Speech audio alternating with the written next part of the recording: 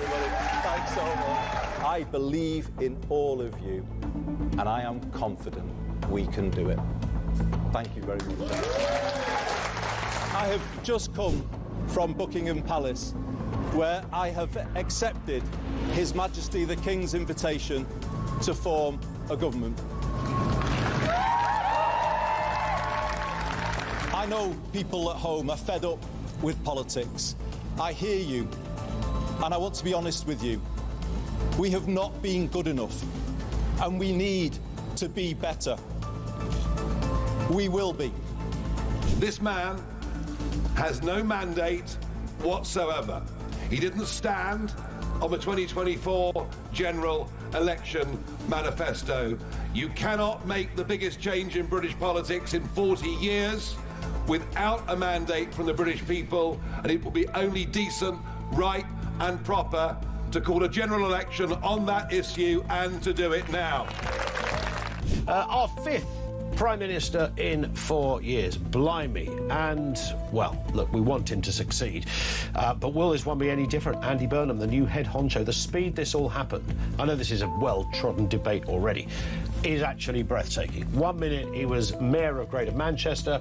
What, a month and a bit ago he wasn't even an MP. The next he's holding keys to number 10 without the country ever really having a chance to scrutinise him in a prospective prime ministerial nothing at all. We really know very little. I think Burnham has to walk a fine line. I think that's probably what's going on, because if he were to sweep into Downing Street and say, I'm going to change everything, I'm going to fix everything, I'm going to do things completely differently to Starmer, then people would say, hold on, mate, we need a general election in that case, because no one voted for that. No one voted for you to be Prime Minister. You weren't standing in the 2024 general election. We've never seen your manifesto. Who the hell are you? That's what people would be asking.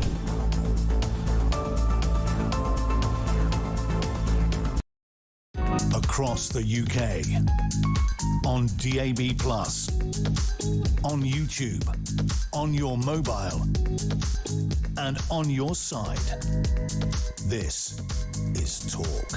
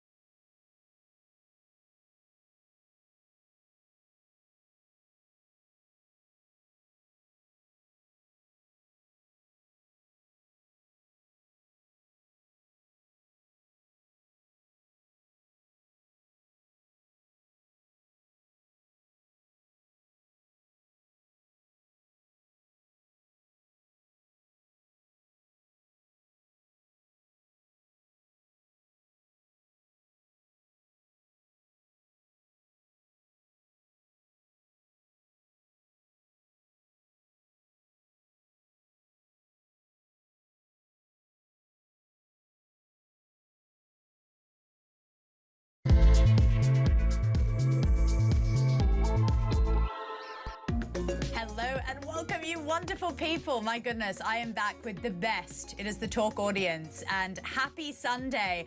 I am joined in the studio with the wonderful Paul Cox. You'll be happy to hear. Your regular on Sunday is still with you, don't worry. And Alex Phillips, I've heard that she's off at some air show. That's very appropriate for someone like her. I think that she's deserving a well-earned break. But you're stuck with me for the next 3 hours, and my goodness, I've got a show planned for you.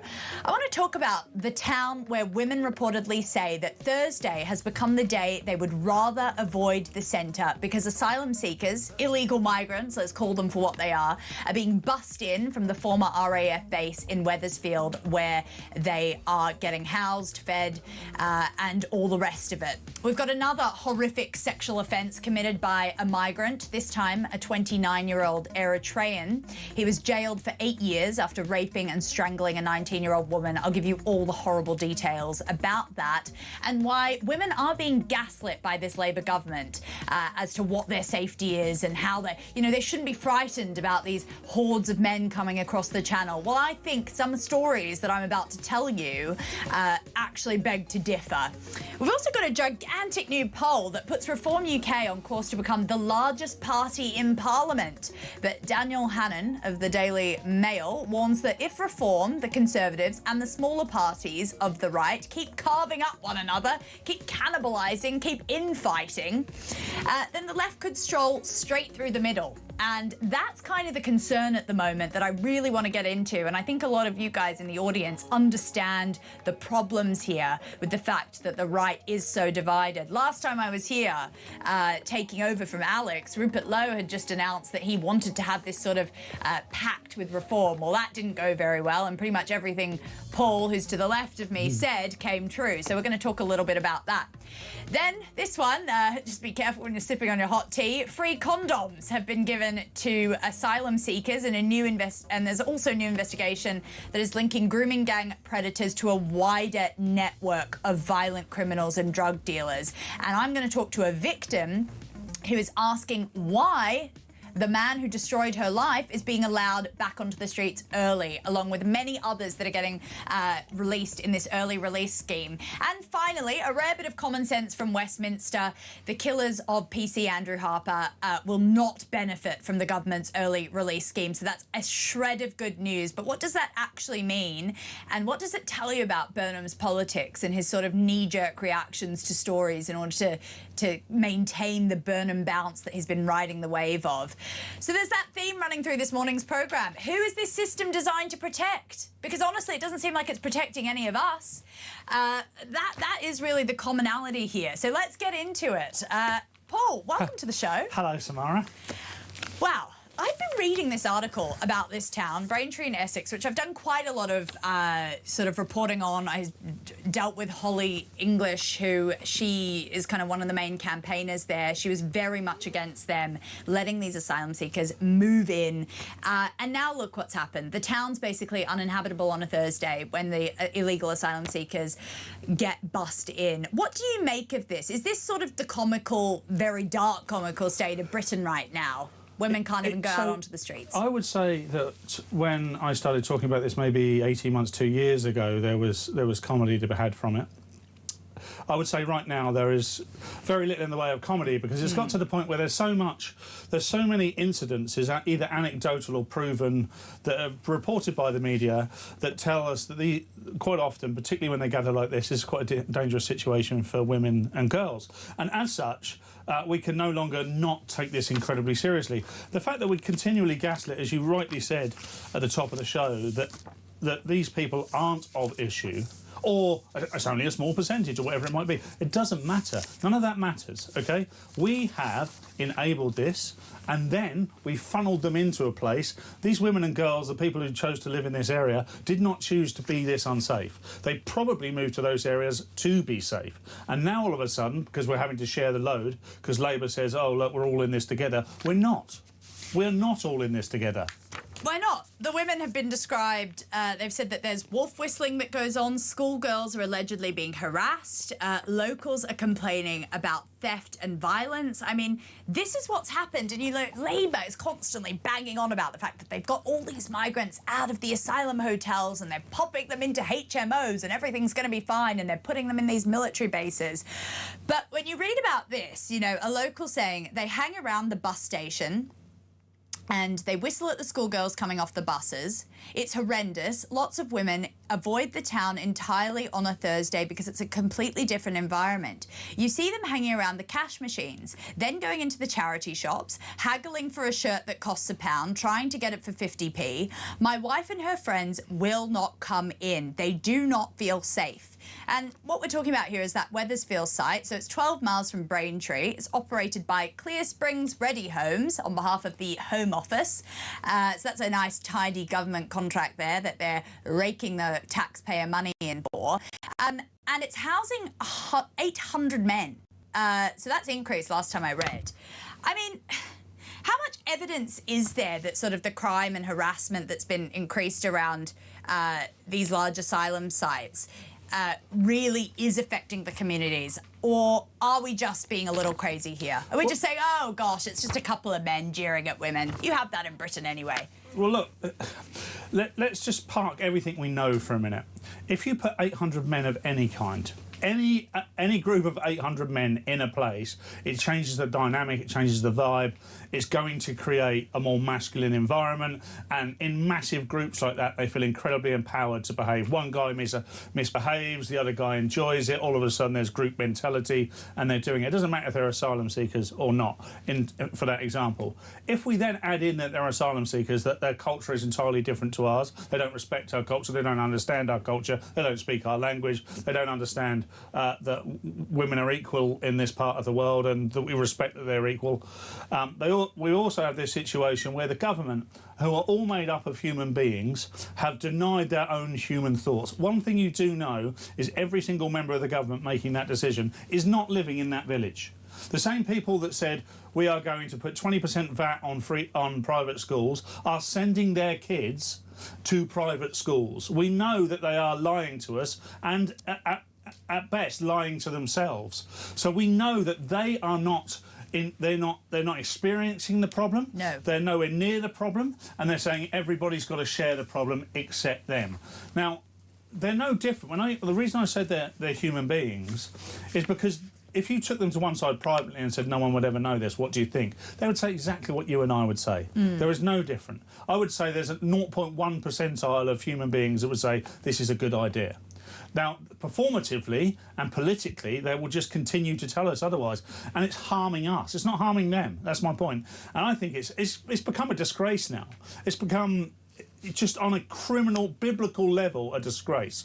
Absolutely. And half the issue here is that when locals do show up and protest, especially, I mean, I honestly have to say it's quite a dark and insidious plan originally for Labour and the Conservatives to put a lot of these people in working class communities, because then whoever protests can easily be branded as far right. That's exactly it. That's what this article also gets into, you know, far right agitators are fanning the flames. I mean, really? If your daughter can't travel into their town, I don't think it's a far right position to say, wait a second, what's going on here? I don't think we want these men who are completely unchecked, don't even have biometrics, for Christ's sake, in our town. And that's the problem here. It's dividing people straight down the middle between those who do want them here and have this sort of, as you say, completely iconoclastical, we don't even live in this area, we live in Islington type of mentality, and then those who actually are having to deal with it at the front lines.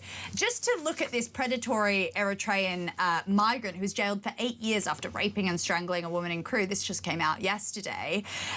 His name was Fikadu Yaman, and he lived in Manchester. He was found guilty following a 10-day trial at Chesterton Crown Court. So the court heard that Yaman subjected a young woman to a violent sexual assault. He left her with visible injuries to her neck from strangulation. And they had arranged through social media to meet in Manchester City on the day of the attack. They then travelled to Crewe with a second man before Yemain, who's the rapist, was left alone with the woman at the property. He dragged her into a bedroom, stripped off her clothing, and proceeded to sexually assault her. During the attack, he placed his hand over her mouth, squeezed her throat with such force that she came close to blacking out. And then he fled on foot before officers arrived and remained basically missing for 6 days before he was arrested in Manchester. This guy comes from Eritrea. They don't have the greatest record on how to deal with women, and I think that this is a serious sort of look at just one story of what can happen when we have this complete sort of this is how we deal with things in our culture, and a lack of assimilation, really. I mean, it seems like this guy just had no idea how to treat a woman. No, he clearly didn't have any idea how to treat a woman. And the fact that we can say that it's likely to be because of his culture, because of where he comes from in the world, is something that you're not really supposed to say. Going back to what... No, and I think we've got to our own rapists and plenty. Massively, you know. But I think that when you look at what the victim statement said, you know, she was basically saying that she had no idea who this guy really was. They met online, and then he just kind of proceeded to get really aggressive with her. And of course, there are many stories that don't just include people of Eritrean descent like this, but it kind of does tell you that those in Wethersfield, where there are a bunch of Eritrean asylum seekers, are not completely wrong. Per capita, most likely to be someone from that culture, though, right? So we've got. So if you look at it as the country's 80% white, so therefore, you know, the majority of men committing these type of crimes are white. That's, you know, that's okay. We've got that. There's not a lot we can do about it unless we deport absolutely every man from the country.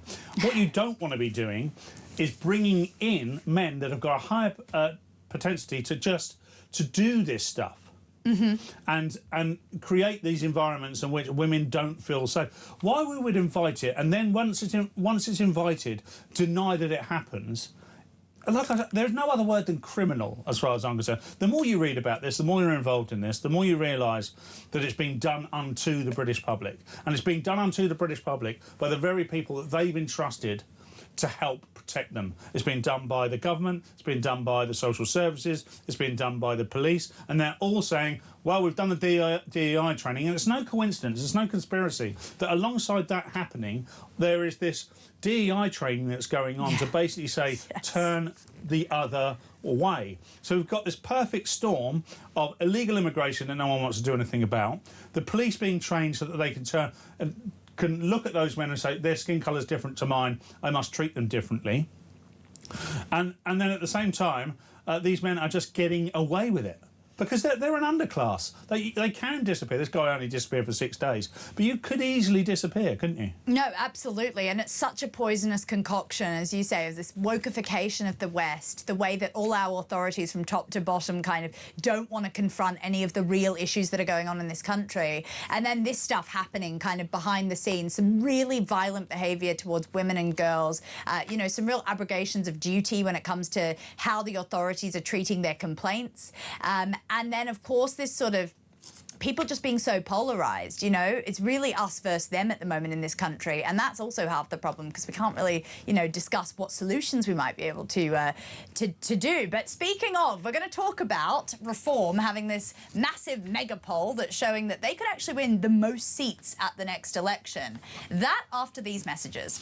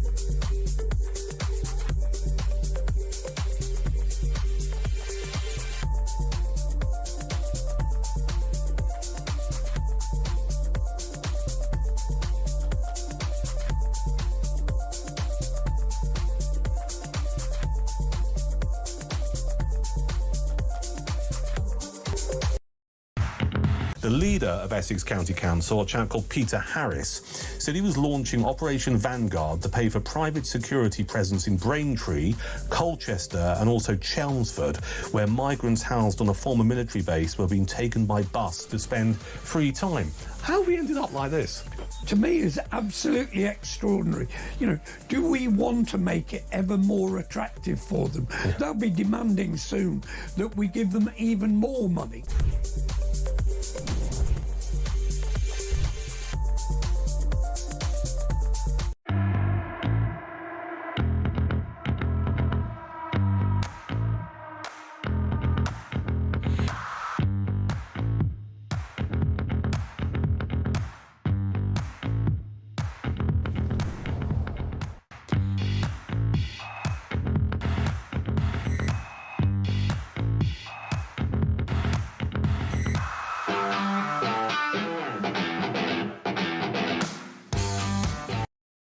across the UK. On DAB+, on YouTube, on your mobile, and on your side. This is Talk. Welcome back. Well, Michelle says, "Hi, Samara and Paul. We are being betrayed. Our lives are being ruined. And it seems to me it's the plan. These invaders are coddled and prioritised at every juncture. They then have more rights than us. The leaflets show more concern of their asylum claims than the women and children at risk. And the condoms are so that there's less chance of conviction with DNA. It's all become blindingly obvious now." It's a really good point, actually, from Michelle. Well, the thing is, I talked about human nature earlier. The idea that all that is true is terrifying, isn't it? I'm not saying it's not, and I'm not saying I haven't said all of those things myself, but human nature comes into this, and we refuse to believe that the people that we've voted in to look after us in some respects are doing all these things against us. It's absolutely terrifying. Yeah, it is terrifying, and it's also kind of the approach of the Labour government that is so blatantly hypocritical and terrible, because, you know, that booklet that kind of went totally viral about how not to rape a woman, now mixed with this news that we get today about the fact that they're supplying them with condoms, just seems like putting a band-aid over a bullet hole for this problem. It really does.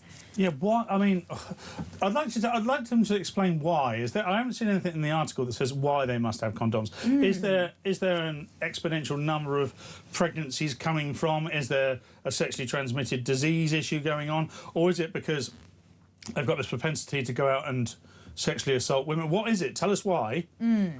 Because what problem are you trying to solve? Because we keep getting told there's no problems to solve. There's nothing to see here. So why are you putting solutions in place for problems that don't exist? Of course, they're just admitting to the problems, but they don't have to. It's enough plausible deniability. You're spot on. It's basically an admission of guilt, really, from them, but it's them sort of going around the edges and not wanting to pinpoint the actual issue there, and not wanting to, you know, outline it to the public, just sort of almost gaslighting us. But also, here's a booklet and leaflet on how not to rape a woman, and here's some free condoms. It's ridiculous. But speaking of, people are upset about this, and I think that's led to a huge boost for Nigel Farage, as a mega poll shows Reform could win the most seats at the election. So they surveyed over 10,000 people. That's a very decent chunk. And it said that Nigel Farage's party, Reform UK, would be the largest with 227 MPs. That's a decent majority. They said that the Burnham bounce has been pretty decent, and Labour would be second with 197 seats. Lib Dems would win 72, and the Conservatives would be with 71. I mean, is that a realistic outcome? Could you see that? Well, right now it's impossible to say. Right now, specifically, yes. Yeah, well, I'm employed to say, so I'm going to keep. But it is very, very difficult to say, because that isn't what we're being told. So you look at most of the pollsters, they're not saying that. They're saying that Reform won't get that number, and therefore we're looking at this monstrous coalition between Labour, Lib Dems and the nutty Greens. Yes. And by the way, that could be something there that, if you look at those numbers, still, you know, they would get the majority and they would be in government, but the other three parties can make it incredibly difficult for them. Interesting, that didn't show any Restore seats, so that's showing that Rupert Lowe's going to lose his seat, which I don't believe would be the case, because he seems to be, particularly in his constituency, Great Yarmouth, very popular. Look, one thing I do know is that it's very possible that someone can produce a poll to make people believe that that's the case. Yes. And therefore, everybody sits back on their laurels and doesn't do anything. We are in a battle. The war is much bigger. I keep saying this. The war is much bigger. You're not going to win the war in 2027, 8 or 9. But you're going to have to win a battle then, and that's going to involve the right coming together in one way, shape or form. It doesn't mean you all have to vote one way, but it does mean that the leaders have to look at the constituency maps and say, you know, what's it likely to be for us, and then go with the best possible situation in order for the right to get in. Because I genuinely believe if we have another left-wing or monstrous coalition on the left, then we are really doomed. Everything we're seeing now, and I'm not scaremongering, but everything we're seeing now is only going to get worse, and it's already as bad as any of us have ever known it. So whether that poll says that or not, I would definitely not rest on the laurels, and I think it's incredibly difficult to assume that Restore are going to get such a big majority. If I see 6 more of those over the next 6 months, I might start to believe it. Absolutely. I mean, that's why I say today of all days, this is a pretty ridiculous poll to come out, because I don't think the right's been in a worse place for months, if not years, as we talk. And Daniel Hannan wrote a really, really good piece. He said, if the 3 parties on the right can't do a deal, the left will take power again. And I think truer words were never spoken. He talks about the fact that basically with our first past the post voting system, it can kind of give these sort of curious results. So there was an election on Thursday, and basically it was a local one, and the Green candidate got 28% of the vote. Reform candidate 27% of the vote, the Conservative got 17%, Labour 14% and Restore 10%. So basically, in other words, the 3 right-of-centre parties actually won over 55% of the vote, but it was split. So the Green candidate won. Yeah, this is Guston Kingsland and St Margaret at Cliff. Correct. I've been trying to remember that over the last couple of days. I was sort of searching for it on the page because I didn't know that it was... 55.3% was the right collective right vote, the aggregate right vote. The Greens won by 34 votes, and they had 28.3% versus Reform was 27.9 or whatever it was. It was that close. They snuck in. It's in an area where the Greens do have some pull, but don't forget this is Dover that are completely impacted by what we're seeing and what we're talking about. So we do know that had Restore not had their 10.7%, which is significant, very, and that had gone to Reform, we'd have a Reform candidate in there now. Also, if the 20-odd% hadn't voted for Reform and had voted for a Restore or Conservative, whatever way you want to mash it up to make yourself feel better, what we do know is the outcome has gone against the right, or to the centre of right. So that's how it's going to go. I'm not saying that, by the way, that's going to be extrapolated out across every constituency in the UK. That's not going to be the case. Yeah. Because we know some constituencies would never vote Reform or would never vote Greens. But what we do know is that's a clear indicator in a very balanced area where if you don't get it right, if you've got so much hubris that you think we can only do it one way, and it must be Farage or it must be Rupert or whatever it must be, then we are going to get defeated. We're just going to hand it to them. That's the issue. If the right doesn't unite... I mean, the country has never been more conservative when you actually look at polling in terms of its mentality, not Conservative Party, but in terms of, you know, ideology. And you could put a cigarette paper between the 3 parties, Tories, Reform and Restore. Yet it is the egos at play and the infighting that is preventing the country from getting anywhere and forming some sort of right-wing coalition government. And I think that is going to be hugely catastrophic, really, for the country if we can't get it together as a right conglomerate. So Farage, Badenoch and Lowe but all collectively hold the keys to change. It's as simple as that. Not one of them does. You could say the probability of Farage is higher than it is Badenoch, and both of those are higher than it is Restore, and some people would say you can only have Reform and Restore, but actually if you put Conservatives and Reform together, it's much bigger than if you put Restore and Reform together. Look, I don't care. My point is not that, and that's why I talk about battles and wars. So many people think that you have to win the war next general election, which is almost impossible.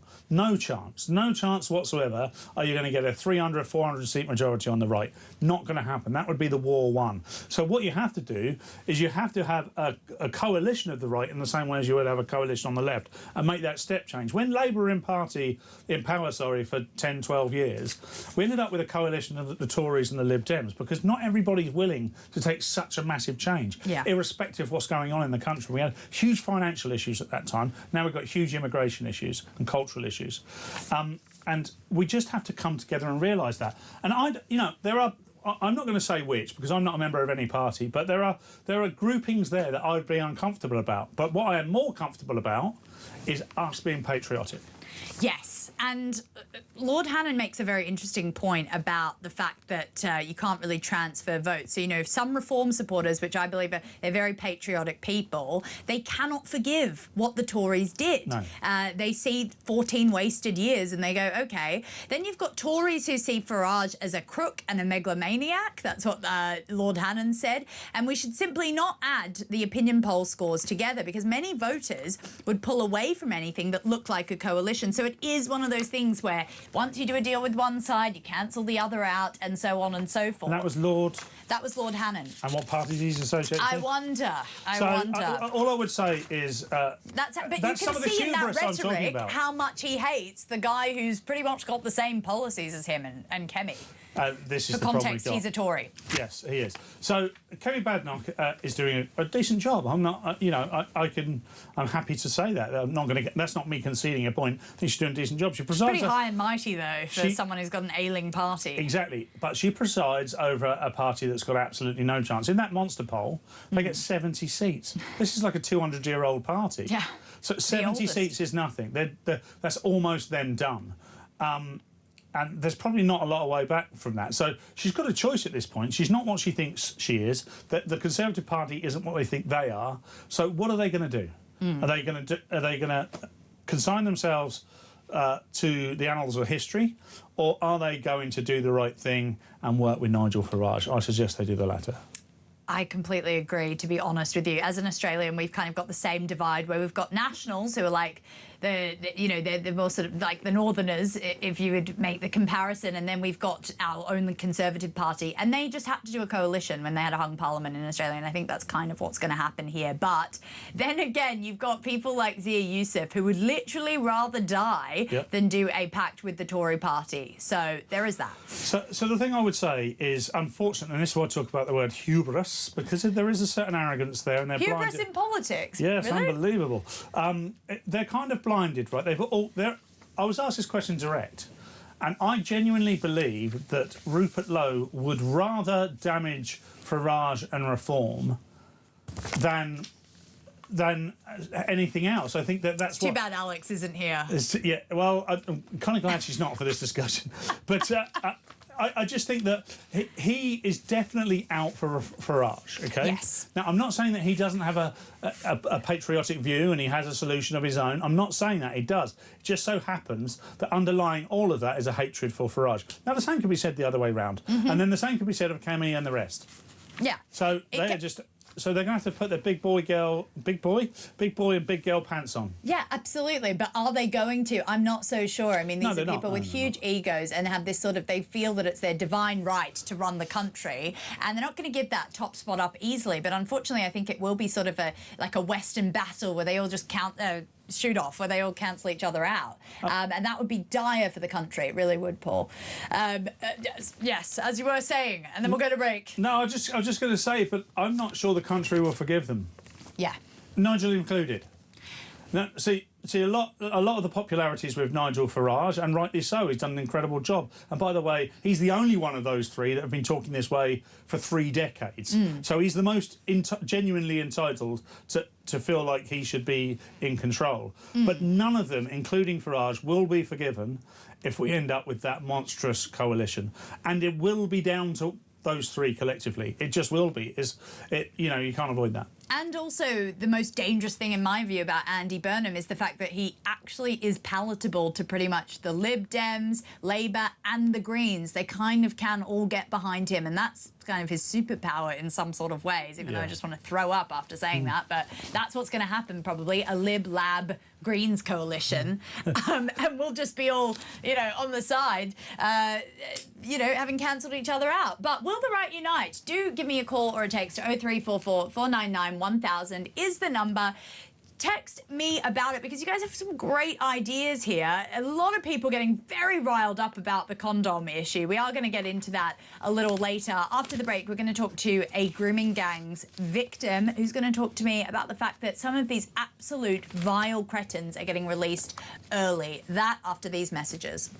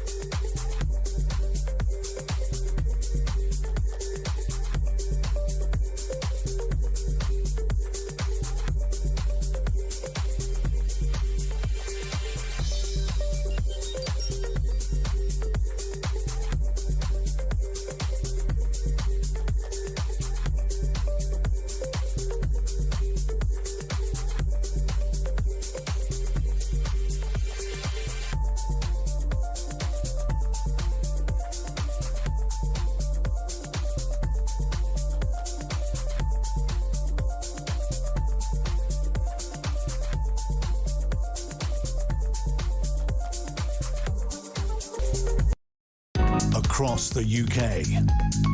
On DAB+, on YouTube, on your mobile, and on your side. This is Talk. Welcome back. My goodness, this story, when I read it, I mean, I've been talking to Fiona Goddard, who is another survivor of the grooming gang scandal. She is having someone who gang raped her come out of prison very early. He only served half of his sentence. He served about 6 years. And it's the never-ending scandal on our nation. This is the one part, the bit where they get released, where the country, the government, could step in and stop this. But what are they doing? They're releasing them early. And these aren't good people. I've looked into their behaviour in the prisons. A lot of them have been running drugs, participating in gang behaviour. And who's to say they're not going to do that when they get let out of the prison where they've been held? I want to go to Elizabeth. She is a grooming gang survivor and honestly one of the most powerful people I've spoken to about this. Elizabeth, welcome to the show. Hi, thank you for having me on. Yeah. It's such a pleasure, and I appreciate that if you're watching visually, Elizabeth is hiding her identity for good reason, because some of the people that participated in the horrendous crimes against her are still out there. Is that right, Elizabeth? Absolutely, yeah. And back in 2022, my perpetrator actually got released early. I did a lot of media at the time. And what had happened were he was taught, well, he did 2 years in closed prison, 2.5 years in an open prison. They said that they accidentally didn't tell me that he was in open prison, and then they let him out after 4.5 years. What happened after that, his licence conditions was basically that he wasn't allowed in the Rotherham area. 6 months after that, he was seen half a mile away from my home. He got recalled back to prison. He's actually still there. The problem is with these sentences is there's two types of sentences. Mm-hmm. So the sentence that the grooming gang perpetrators are getting are actually the one where after half of the sentence they come out with no parole, hearings, no nothing. That's what happened to Fiona Goddard, who I'm sure you know of, and she's been really vocal on this issue. And two of her perpetrators are being let out early. One of them's already out, and she literally now just lives in fear for her life. She can't look. She's got 6 kids, and she's around my age, and she can't even go around a corner without thinking that she's going to bump into one of these individuals. She said exactly what you said, Elizabeth, which is that even though the courts claim to tag these people, they still evade these tags. I mean, they are criminal gangs, and that's what this investigation done by our rival channel, but also the Times, basically showed that it is a criminal thing. It is not just a sexual abuse scandal. It is criminal gangs that were linked to this. Just for the audience to understand, Elizabeth, can you talk a little bit about what this guy who was released early did to you? He would basically took part in me being basically kidnapped in her property for 10 weeks. He raped me and he also drugged me. It took forever, basically. He's one of the males that, when my dad tried to get me out of the property, we were actually arrested twice. He was one of the males. They said that he'd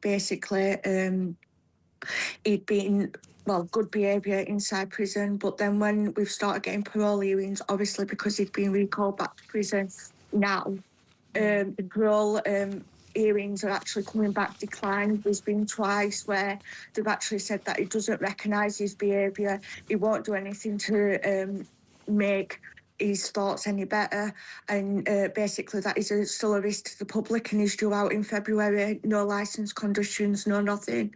So basically when they're letting these people just let out, free. Just let completely free after doing some of the most vile things I can ever think of. Yeah.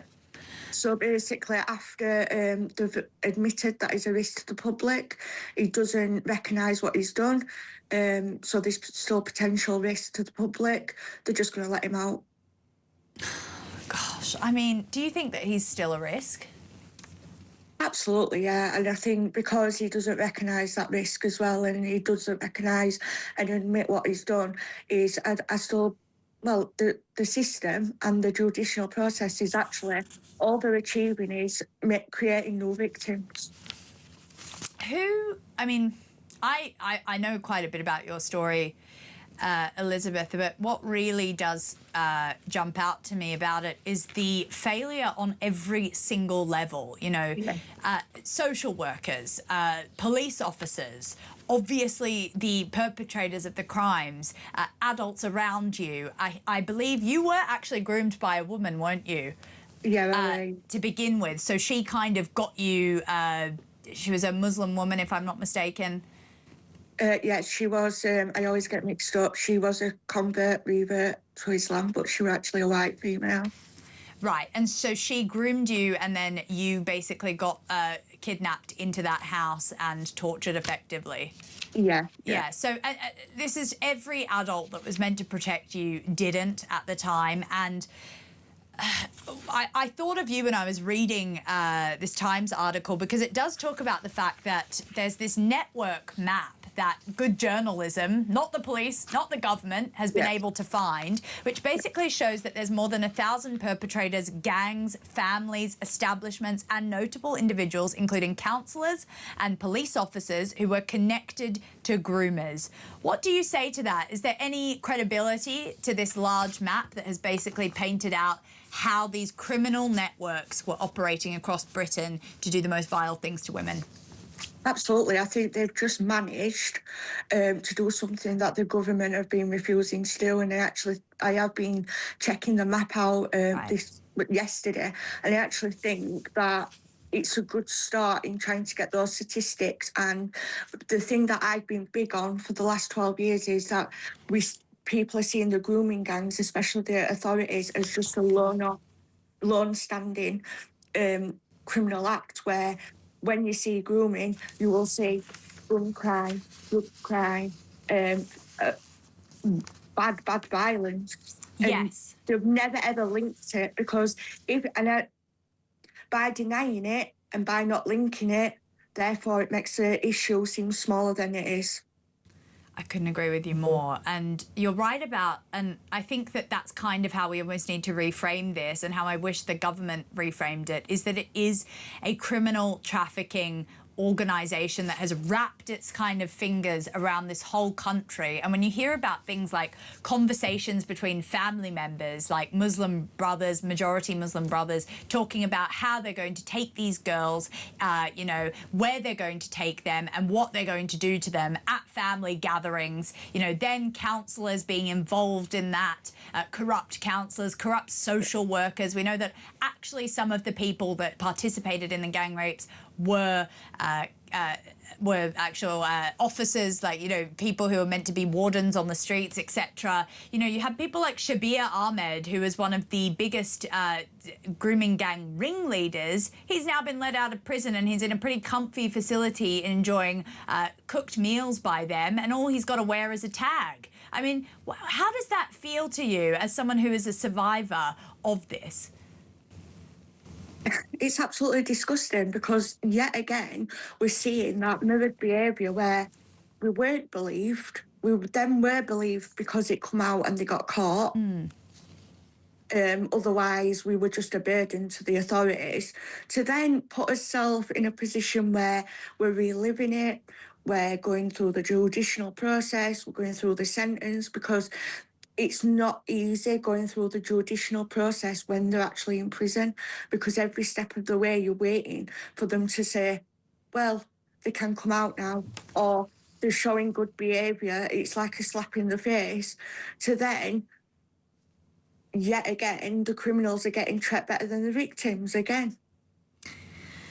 This is the one time where the government can step in, or the police, or whoever, you know, the Home Secretary can say, no, we're not going to let these people out on early release. We're going to give the victims a little bit of justice. You know, after this horrible tragic chapter in British history. This is where we can right some of those wrongs by at least ensuring that the victims can go out of their house, go to do their shopping and go and live their life safely, and yet they're actually letting them out on good behaviour, out into the streets, out where, honestly, they'll probably go and recommit those crimes. I'm sorry to say, I'm just going to say it. I don't think that you can reform from that sort of craven behaviour. So, Elizabeth, I'm so sorry that you have to still, I mean, I remember you were telling, in another interview, you were saying that you literally have to live on top of each other still. You know, your life is kind of a misery in that way. That's why you have to keep your identity a little bit secret.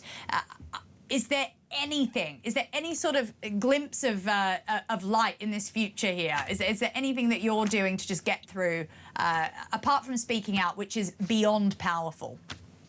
Yeah, just carry on speaking out and hope that somebody grows a conscience. Whether they will, I don't know.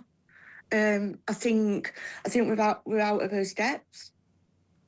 I couldn't agree more. Elizabeth, thank you so much for joining me. You're such a strong woman and such a testament to the fact that those people will never destroy what you have, which is such a strong willpower. And I just really appreciate you coming on the show and shedding a bit of light on that. I think it's really important for the audience to hear a first-person perspective of these tragic early release schemes that are allowing perpetrators out into the streets. I mean, Paul, honestly, I want to tear my hair out. Right, it's, you know, fair play to Elizabeth for coming on, continuing to have it. Obviously, she's having to relive her past every time she comes on to media or picks up the phone to a journalist or whatever. So fair play to her, because she's doing so to prevent anybody else having to go what she went through. And what's astonishing to me, bewildering in fact, is that there are women like Elizabeth out there with these harrowing stories.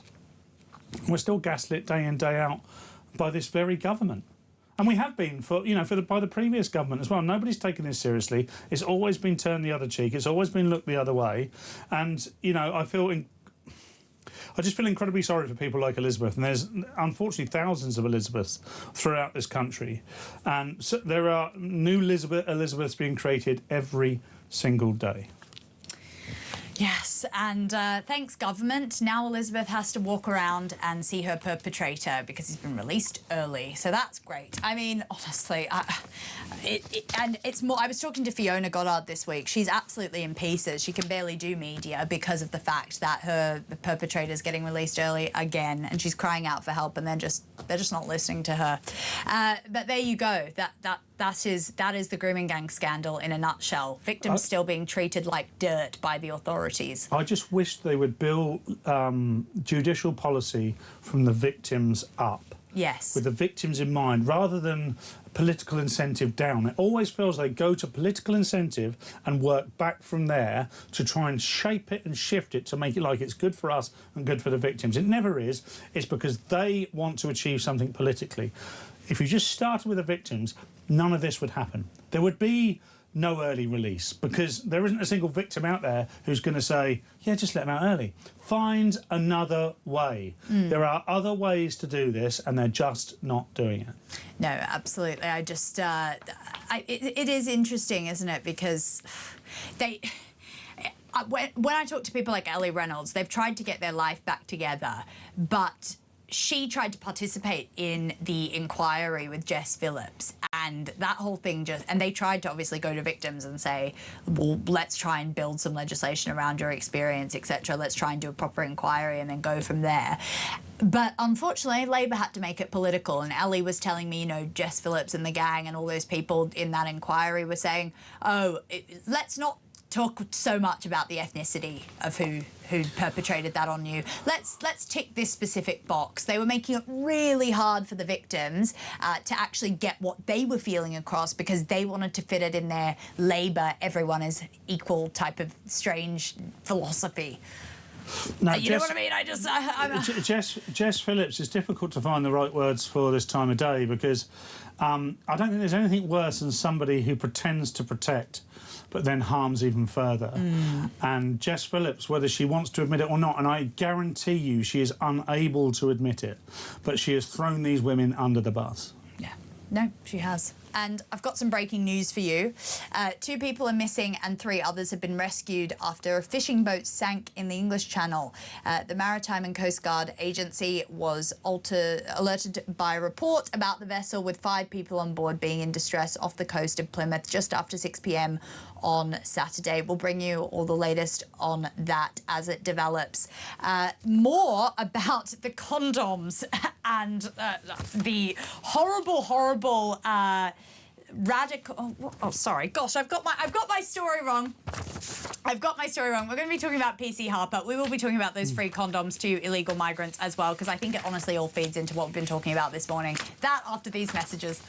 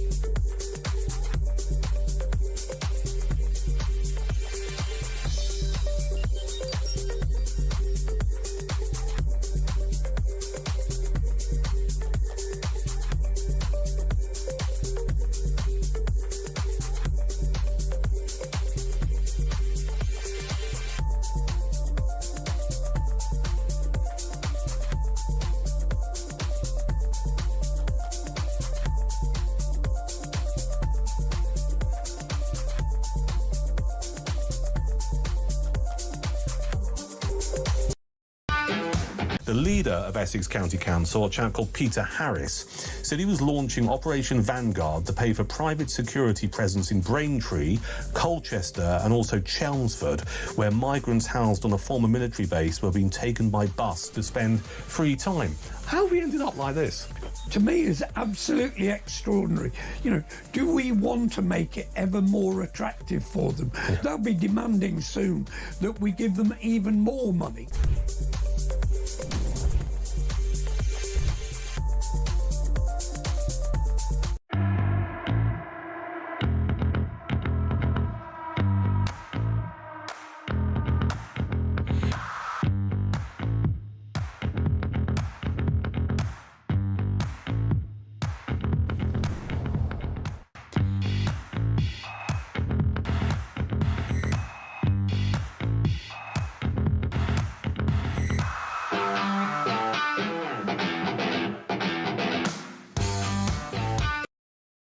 Across the UK, on DAB+, on YouTube, on your mobile, and on your side. This is Talk. Welcome back. Notting Hill. My goodness. I was just talking with Paul about the fact that I have been chosen by Talk to go down there today. I'm going to get you all the latest footage, all the debauchery, all the madness.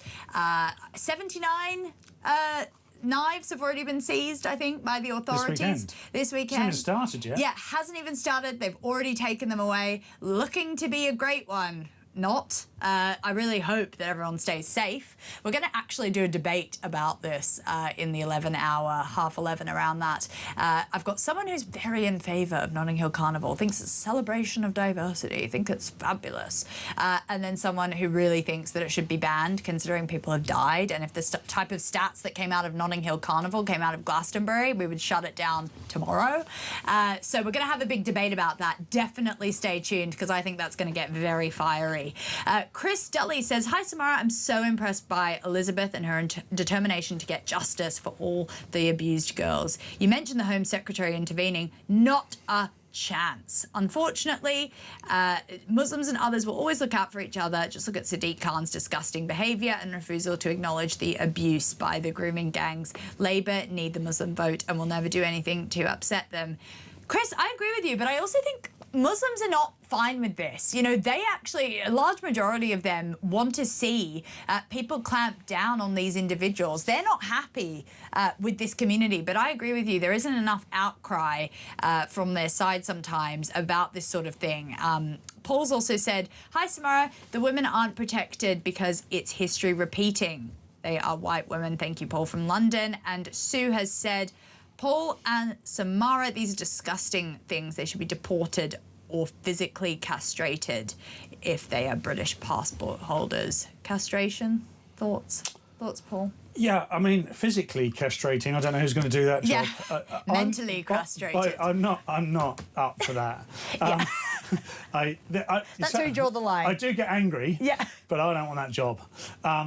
But look, the fact that we're even having the discussion for me is absurd. Yeah. Why would you invite this in? Why would you then say it's okay? We're gonna talk a lot more about this when we talk about Notting Hill Carnival, because once again, it's just another issue where the facts are so stark and obvious that you are just turning the other way purely because of the colour of their skin, which feels a little bit racist to me, Samara. It does, and I think. Yeah, but why not whip their bits off? I mean, if they've got no bits, then they won't.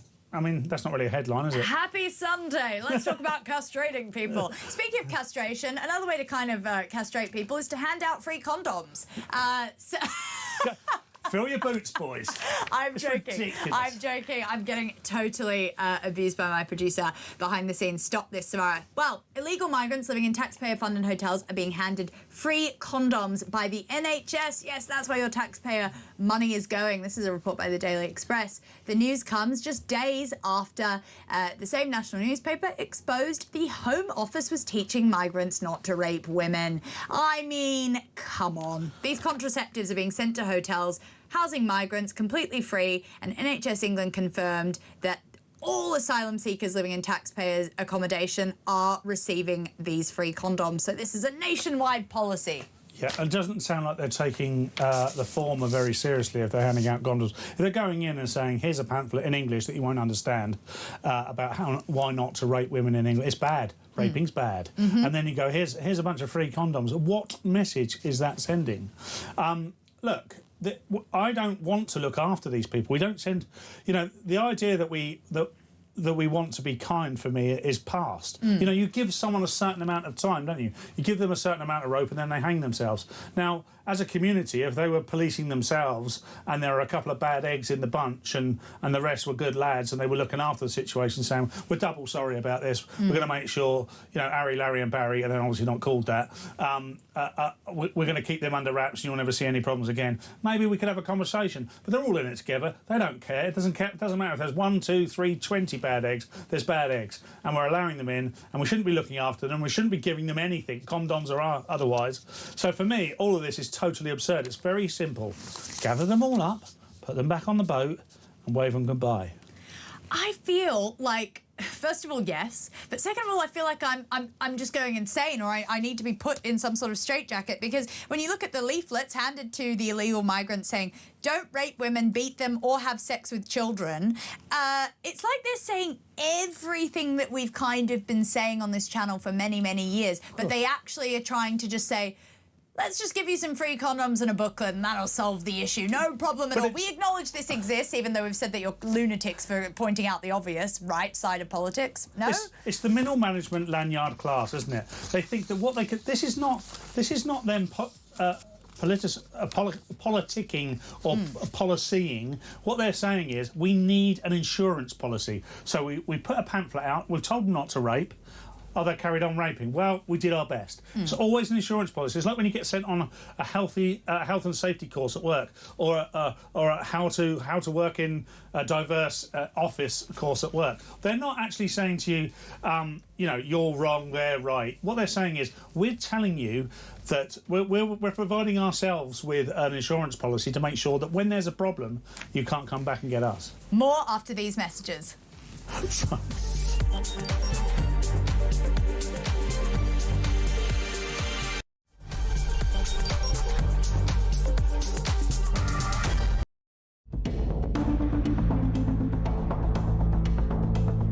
It is therefore my honour to declare that the duly elected leader of the Labour Party is Andy Burnham. Thank you, everybody. Thanks so much. I believe in all of you, and I am confident we can do it. Thank you very much. I have just come from Buckingham Palace, where I have accepted His Majesty the King's invitation to form a government. I know people at home are fed up with politics. I hear you, and I want to be honest with you. We have not been good enough, and we need to be better. We will be. This man has no mandate whatsoever. He didn't stand on the 2024 general election manifesto. You cannot make the biggest change in British politics in 40 years without a mandate from the British people, and it will be only decent, right and proper to call a general election on that issue and to do it now. Our fifth Prime Minister in 4 years. Blimey. And, well, look, we want him to succeed. But will this one be any different? Andy Burnham, the new head honcho, the speed this all happened, I know this is a well-trodden debate already, is actually breathtaking. 1 minute he was Mayor of Greater Manchester. What, a month and a bit ago he wasn't even an MP. The next he's holding keys to number 10 without the country ever really having a chance to scrutinise him in a prospective prime ministerial nothing at all. We really know very little. I think Burnham has to walk a fine line. I think that's probably what's going on, because if he were to sweep into Downing Street and say, I'm going to change everything, I'm going to fix everything, I'm going to do things completely differently to Starmer, then people would say, hold on, mate, we need a general election in that case, because no one voted for that. No one voted for you to be Prime Minister. You weren't standing in the 2024 general election. We've never seen your manifesto. Who the hell are you? That's what people would be asking.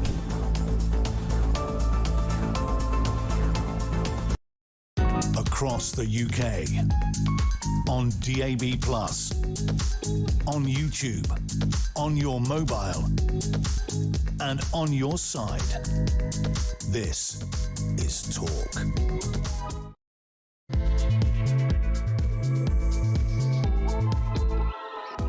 Welcome back. It is 11:02 on this Sunday morning. Still to come, I went to a protest yesterday that was encouraging the boycott of Israeli goods. I saw some real lunatics there, and I've got the video footage to prove it. So I'll be bringing you that at around 11:20 after this segment. And you know what? I've got some pretty interesting things about Milo Yiannopoulos in the 12 o'clock. That guy was detained by ICE. Do the Liberals like ICE now that one of the right-wing commentators has been detained? We're going to go over to the US across the pond to discuss that as well. And of course, Notting Hill. We've got a big clash coming up in this hour between someone very pro the Notting Hill Carnival and someone vehemently against it. But you guys are pretty riled up about this free condom story, as you should be. I mean, I pretty much almost spat my tea out in the morning when I read that they were doing this. JB says giving out free condoms to illegal migrants is probably something to do with the majority of British people's view that they should go and have sex with themselves. Okay, that's pretty interesting thought there. Mohan says, Samara and Paul, who is the one person who decides to give all the goodies like hotels, money, mobile phones, excursions, and now condoms to illegal criminals who come across the channel? Is it the PM, the Home Secretary, or some other committee? That's from Mohan. Civil service, Yeah. signed off by politicians. There's great people.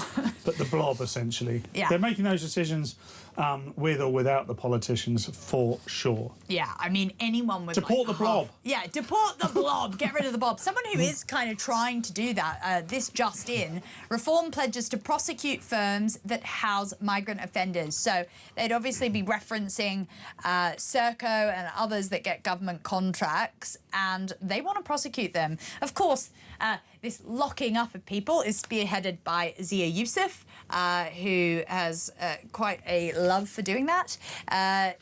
Reform UK's Home Affairs spokesperson announced the policy while on a visit to Piddington in Oxfordshire, where, of course, they are placing more than 1,000 asylum seekers. That is a tiny town that's just going to get inundated and will be a little bit of a microcosm for what could happen across the rest of the country, especially under Andy Burnham, who's got absolutely no truck with wanting to deal with the migrant crisis at all. Barely mentions it. It's just not on his periphery. Let's talk to Philip Kisley, Senior Fellow at the New Culture Forum, and one of my favourite people. Welcome to the show, Philip. Hey, Samara, it's great to see you. It's been a while, isn't it? It's been too long, and I've got quite a few stories that I'd love you to get your teeth into, because I just know that you'll have thoughts. Free condoms for migrants. Now, apparently, this is happening in every single migrant hotel across the country. We've got 93,000 people currently illegals living at taxpayers' expense in these hotels, and they're all getting free condoms. What do you think about that? Is that a good policy? Is that going to stop some of these sexual assaults that are happening, or is that just going to contribute to the problem?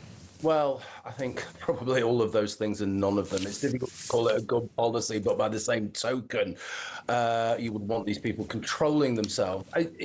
Reading this story, I just became so angry, okay, because we are paying through the nose for everything, and yet there are these hidden costs over and over again. You said this would be wheeled out right across the country. There's a huge cost there, but there's something cultural as well, isn't it? This is kind of admitting defeat in a way, not that we didn't admit defeat 10 years ago with this stuff, but this is a real sense of, we've already asked you not to rape people, okay? We gave you the leaflet. I think it was in English. Who can forget the booklet? Yeah. We gave you the leaflet. It's in English, and you probably can't read it, but that doesn't matter. Okay, we asked you to not rape people.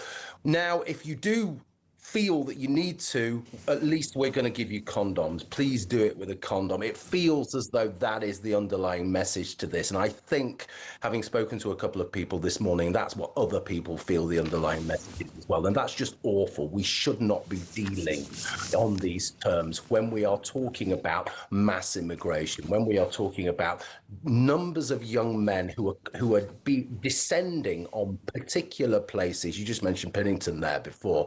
That village will not exist in any meaningful way as it has done historically, with the massive change in demographic that is just forced upon it. And also children and women who live within that, within that tiny place. Now, their lives are fundamentally changed, particularly children. Their childhoods are over because they have to think now. There are so many men from cultures that view women and children as barter material, sexual barter material, not even second-class citizens, Samara, that, we have to deal with that now. Your childhood has to work around any particular kind of eventuality there. It's just awful.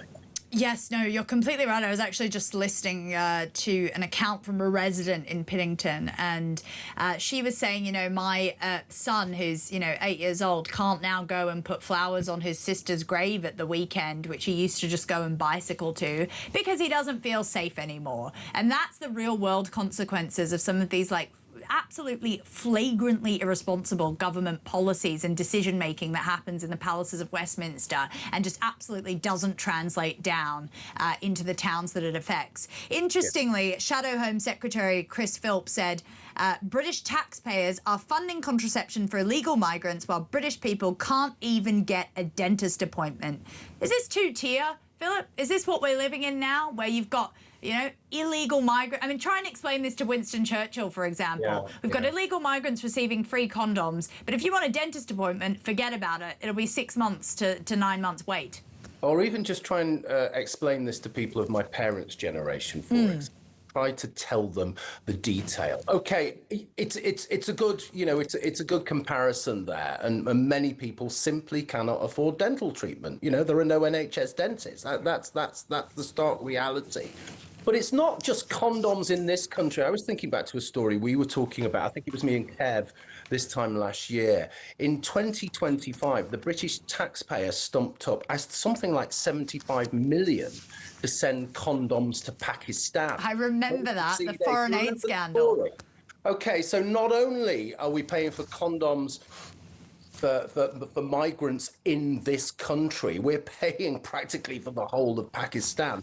So there's something wrong here. There's something ridiculous that we need to address, we need to deal with. But the problem is, I mean, just thinking about some of the other stories around grooming gangs and around organised crime, we won't address any of these issues because the powers that be, you were talking about the blob before, deport the blob, yes, I'm all for that. But the powers that be will not even acknowledge that there's a problem, let alone do anything about it. So, you know, people will say, oh, well, it's immigration. We've always had immigration. I'm from an immigrant background myself. You know, it's the British way. No, there's something different going on here. We've had 30 years of mass immigration and people are concerned. They're concerned about two things. They're concerned about scale, okay, because it's massive, and they're concerned about speed, the speed of the change. We cannot keep up with it. We cannot cope, and that is the key thing.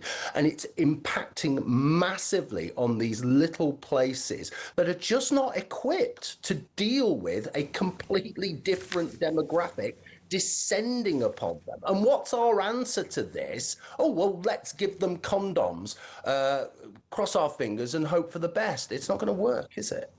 Yes, and you're right about the inability to confront this and actually want to do anything about it. They are just sort of having these blanket policies that will try and cover whatever is actually going on here and sort of and just not bring to light the realities, the statistics we're seeing, the story after the litany of stories we've seen of sex attacks from illegal migrants. And I'm in no way saying that all of them are like that. This is obviously a very extreme section of them. But unfortunately, yes, that's what's going to happen. One is one too many, to be honest with you. I want to get your thoughts on reform, pledging to prosecute firms that house migrant offenders.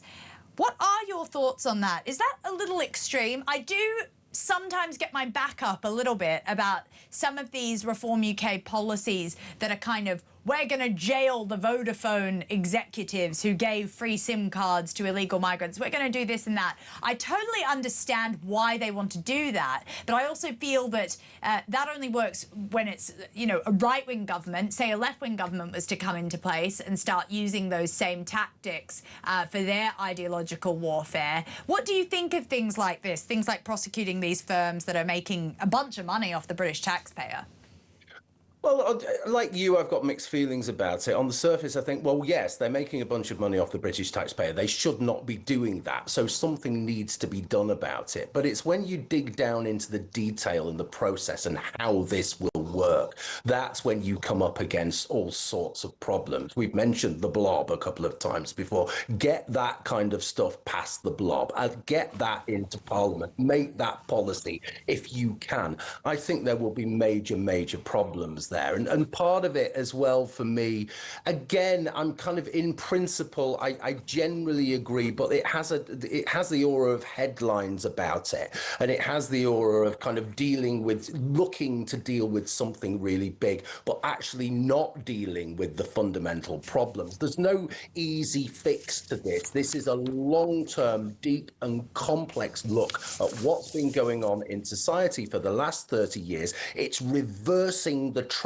It's looking at everything that has not worked for us, and we come back down to a few things that it's mass immigration is the key thing, and identity politics behind that. Okay, and I'm looking at identity politics on the left and right now, and I'm balking at all of it. Okay, I'm really worried about all of that kind of stuff. But the other thing that throws into the mix there is Islamism. We live in a sectarian society. We live in a balkanized society. We've got very, very deep and complex trouble. To pick out the chief executive of this or the chairman of that and use them as a scapegoat. Okay, yeah, maybe they deserve a bit of rough treatment, but it's the other stuff that we need to really deal with. And that's the tougher stuff, because that's about policy, isn't it? And actually deeper than that, it's about philosophy. It's where we're going next. And those are the really big questions. So it's more than that. And I share your kind of mixed feelings about that, I think. Tyrone says, Samara and Philip, as a foreigner, I'm disgusted. Why, you might ask? We are witnessing the human rights of migrants that are put before the rights of this country's own citizens. It's inexcusable, yet it happens. It's illogical. Not even the fact that the left can say it's unacceptable. Therefore, the situation we find ourselves in as a nation is not by accident, it is by design. Conspiracy or not, what remains to be seen is the left admitting as to why. Tyrone, very interesting thoughts there. What would you say to that, Philip?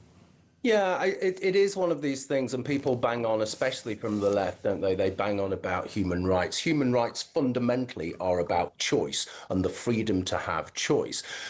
People in this country, particularly women and children, in the kinds of places we've talked about, in villages in North Yorkshire, in villages in Oxfordshire, they fundamentally do not have a choice in any of this. And all of this stuff is framed in ethics. We are supposedly doing the right thing for the most vulnerable people in the world. No, that is not the case. This is all about politics. This is all about ideology. This is all about international socialism, a view of this country, and imposing that view on other people who fundamentally don't want it. All you have to do is look at the polls over the last 20 years. Poll after poll after poll says exactly the same thing. The British people do not want mass immigration, okay, because the British people have seen how this country has changed. And I'm not against immigration per se. As I say, I'm from an immigrant background myself, but people do not want the kinds of changes they are seeing. Look, Tamara, I'm old enough to remember 30 years ago, we really did live in a different society. We didn't have story after story, day after day, gang rape, acid attacks, honor killings, all of these kinds of things. We simply did not have them. They are the product of chaos. They are the product of mass immigration. They are the product of not caring about the British people and caring about everybody else. We are in a mess, and nothing around this is about ethics. It's all about politics, and most of it is anti-British identitarianism.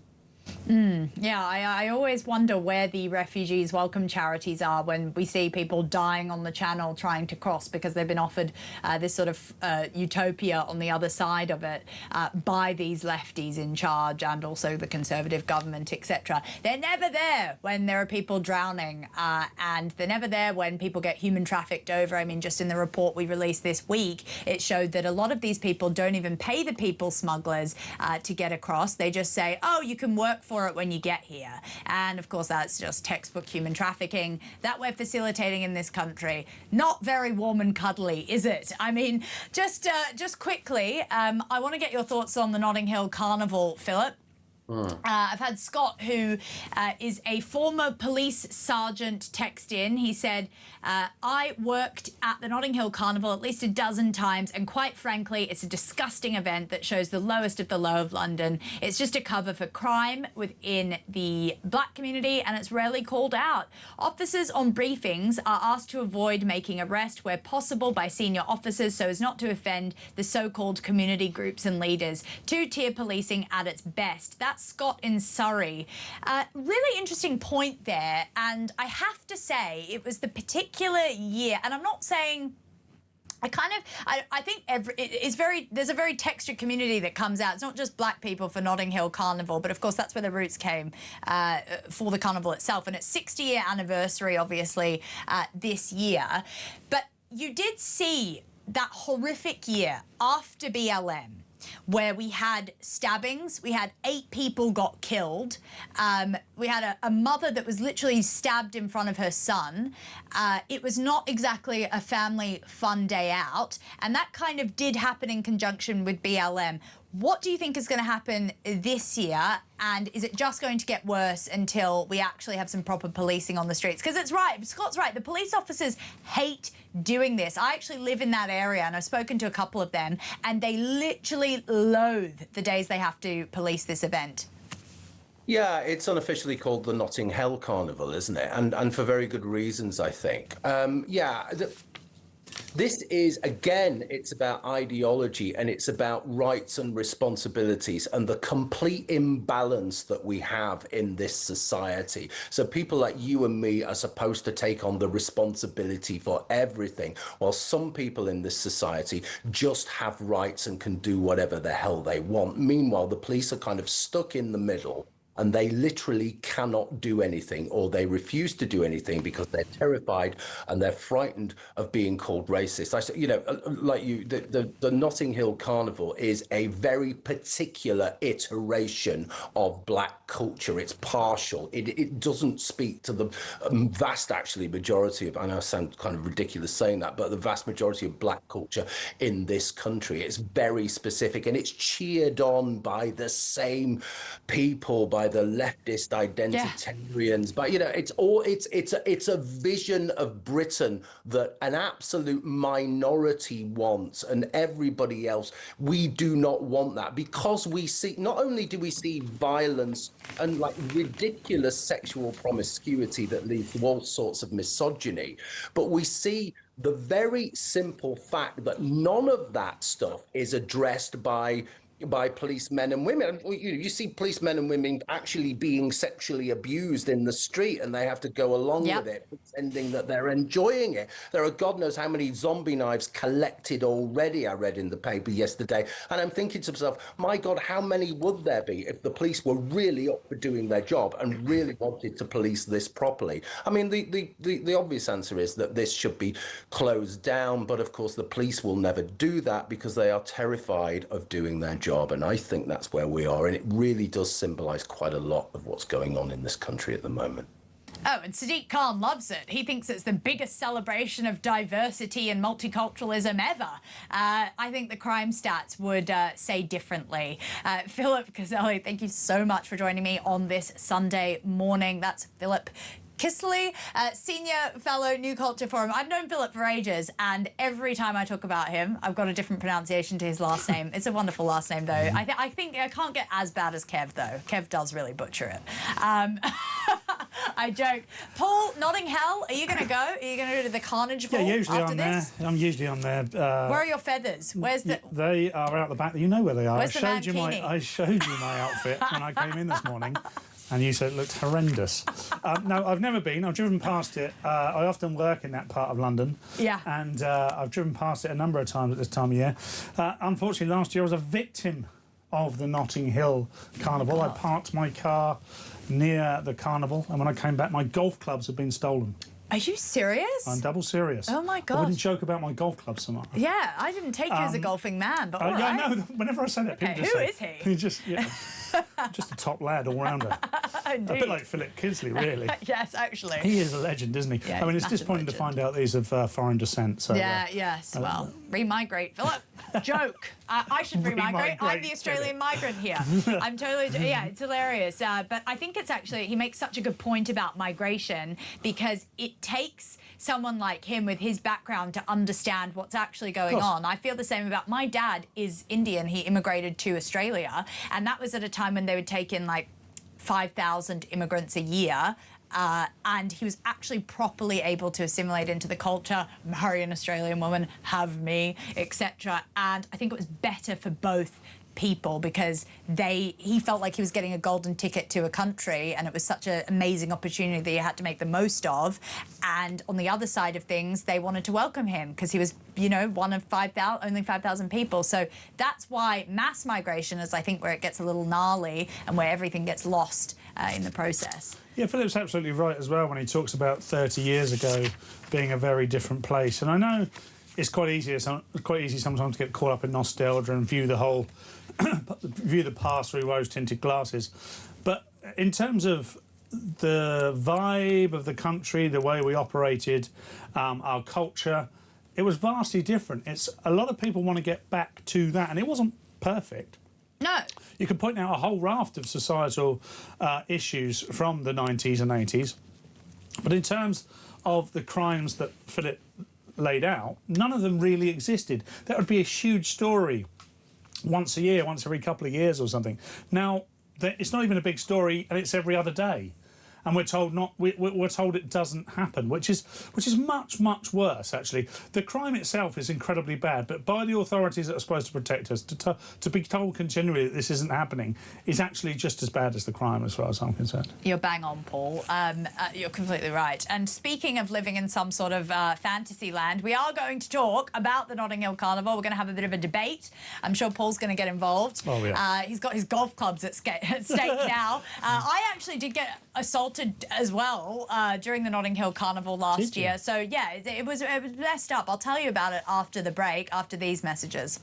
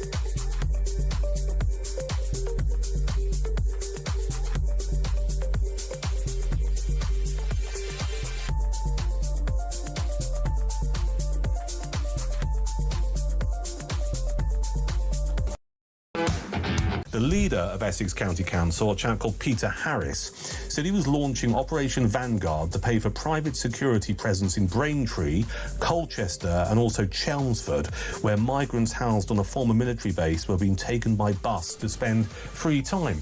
How have we ended up like this? To me, is absolutely extraordinary. You know, do we want to make it ever more attractive for them? Yeah. They'll be demanding soon that we give them even more money.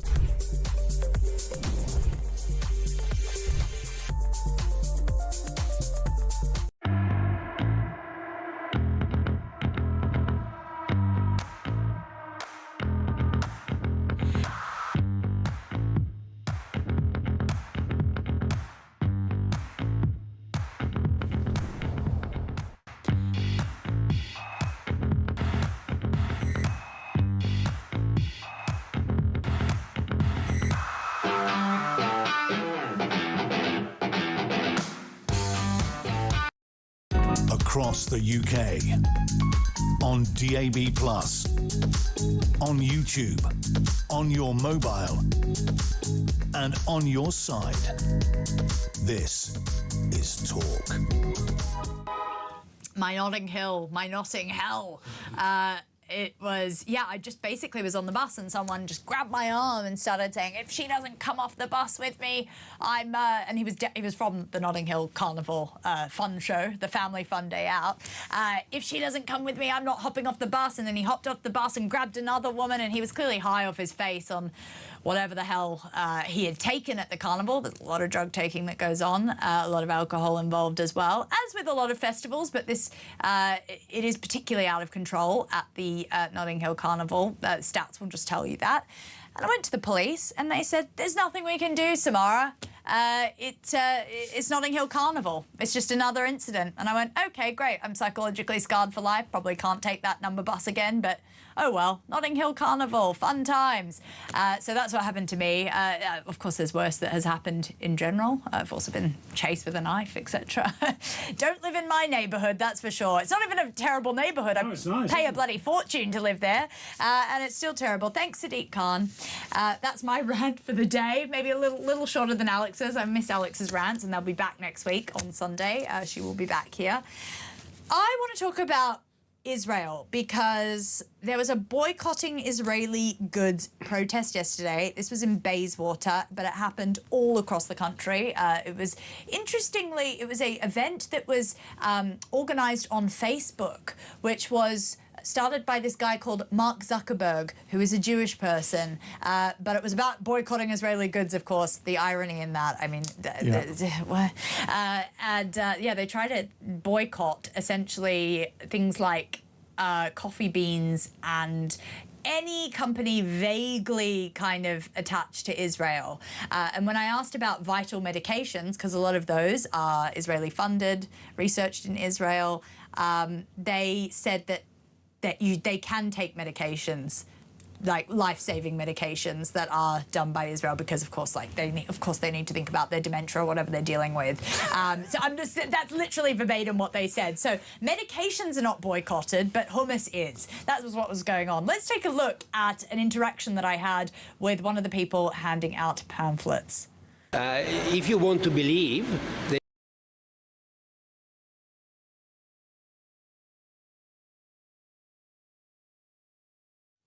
We'll come back to that in a sec, but what I was most shocked by is that this headline that I saw, Andy Burnham is poised to ban trade with settlements, and this is some sort of de facto boycott of Israel, and it kind of goes back to the conversations we've been having about the right dividing and the left uniting, because through different things like this, you know, saying, oh, we're not going to take anything manufactured by Israeli settlements, no, it's immoral, that's how he gets that Greens vote, isn't it, Paul? I look forward to these protesters surviving off the goods produced by Hamas, by the way. Can you imagine? Amen. Well, this is, I mean, what's the alternative? People, you might look at this situation and think Israel's reaction to the terror attack on the 23rd of October in 2023, maybe it's been a bit overzealous. Maybe that's what you think, maybe you don't. But irrespective, when you look at the situation as a whole, how on earth do you come down on the side of Hamas? I don't understand it. By the way, I asked a bunch of them if they condemned Hamas. None of them did, so it's great. We've got terror sympathisers. I can't even say that properly because it shocks me, especially as someone with Jewish heritage. I was pretty stressed out, to be honest, being next to someone who's like, no, Hamas is cool. Okay, but they just don't understand. What are you doing at a Waitrose on a Saturday? The Kool-Aid has been drunk. I've seen some pretty high-profile comedians on their social media saying exactly this stuff. And I tell you for why. Because it garners a lot of visceral validation. And many people enjoy that validation. They will go with anything if it gives them the validation they need. So they will command that Israel is terrible, and then a whole bunch of other mentally ill people will say, you're absolutely right, and I'm going to come to your show, and you're just brilliant and brave. Much braver to actually come out and say, do you know what?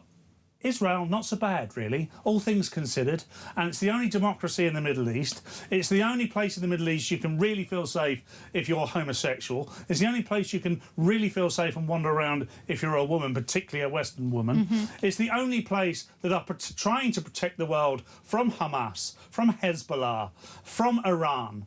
Yet, because for whatever reason, there is this mass cognitive dissonance around Israel and the validation that everybody gets from it that says these things. I see it with my own eyes. I'm like, I can almost see why you do it, because it is garnering you lots of support. You feel like your virtue signal is warranted because you are great as a result of your views. Well, trust me, to take the other views is the right way to go about life, but also it's a lot more difficult. You don't get the same validation. You might get a few people say, well, you know, but a lot of people stay quiet. And the reason they stay quiet is because they see the reaction. So these people are just perpetuating the terror from Hamas by supporting Hamas. So I don't understand it, I never will, and they're bonkers. They are totally bonkers, and you're right about the way that it is this sort of self-flagellatory exercise that they try to do by going out with their pamphlets and their flags and their kefirs, their little scarves that they wrap around. I mean, the amount of selfies that were being taken, the amount of group photos that they were participating in. It was like a photo shoot with a sort of, a protest attached. And that's what it is for a lot of them. It's about me. I've done this. Look at me. I'm so great. I mean, this is half the issue here. And when you talk about Israel and what it's done for the Western world, and also how it is sort of this place within the Middle East where liberalism is able to survive, it's a really good point. And what the biggest issue I've got with this boycott Israeli goods protest is the fact that well, China's doing some pretty interesting things to the Uyghur population. Where's the boycott Chinese goods protest? Yeah. Or America's doing interesting things in the Middle East. Where's the boycott American goods protest if you're going to be that way Doesn't inclined? get the same validation. Yeah, exactly. And also, it's just flagrant Jew hatred. It's just that they hate Jewish people and they want to use a stick to try and bash them with, which is the Israeli government. In fact, Burnham has said that he could enact sanctions against far-right ministers of the Israeli government and against individual settlers. The UK already has some sanctions. They've got a sanction on Ben Gvir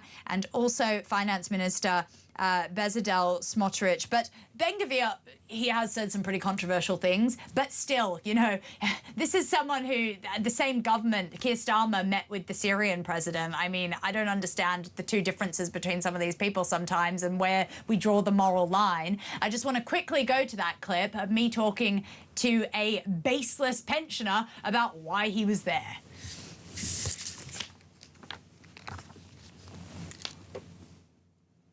There's no clip. There's no clip. Oh, no. OK, well, let me just explain it to you. I basically go to him. Should we act it out? I'll pretend to be him. Yeah, you pretend to be the pensioner. I go, hey, I literally had the physical hummus there, and I go, this hummus has nothing to do with the Israeli government. It's like it's just manufactured by a Jewish person. What's your problem with it then? And then he just comes. I can't do the accent because I want to retain my work in media. Yes, yes, go on. But I can guess that what he came out with and said is just that it has nothing. Those two things don't conflate, and it's nothing to do with them. Now, what I would say back to somebody like that is that's a much better answer than what he gave me, by the way. He had total silence. He just goes, for like a minute. He doesand know. Yeah, he had no idea. If you talk to these people and you say you hate the Jews, they'll say, well, no, we don't hate the Jews. Well, you know, 90-odd% of Jews support Israel, therefore de facto. And they go, no. You say, well, you support Hamas. Go, no, Hamas isn't Gaza. But it's run by Gaza. They all voted. They all voted for Hamas. They all support Hamas. Yes. So a hell-bent right-wing government. So why does So why does your argument work over here but not over here? Why can't you think for yourself? Critical thinking has just been eradicated from these people. It's just groupthink. They capitulate their own autonomy to the greater good, which is usually the state. So you've got someone like Andy Burnham is their god. Yeah. Because he represents the state, and the state is right. And Andy Burnham recognises this power. Underneath all the Smith's guitar playing and look at a Freddo and this is a bun, underneath all of that is a calculating politician who understands these Wallies will vote for him if he says the right thing. It's no, for all those people that complain about the populism of Farage, times that by 10, and you've got the populism of Burnham and Jew hate and Israel and pro-Hamas and all the transgender stuff and women can't be safe. All this stuff is much, much worse than Nigel Farage saying, have you noticed how much they're raping? No.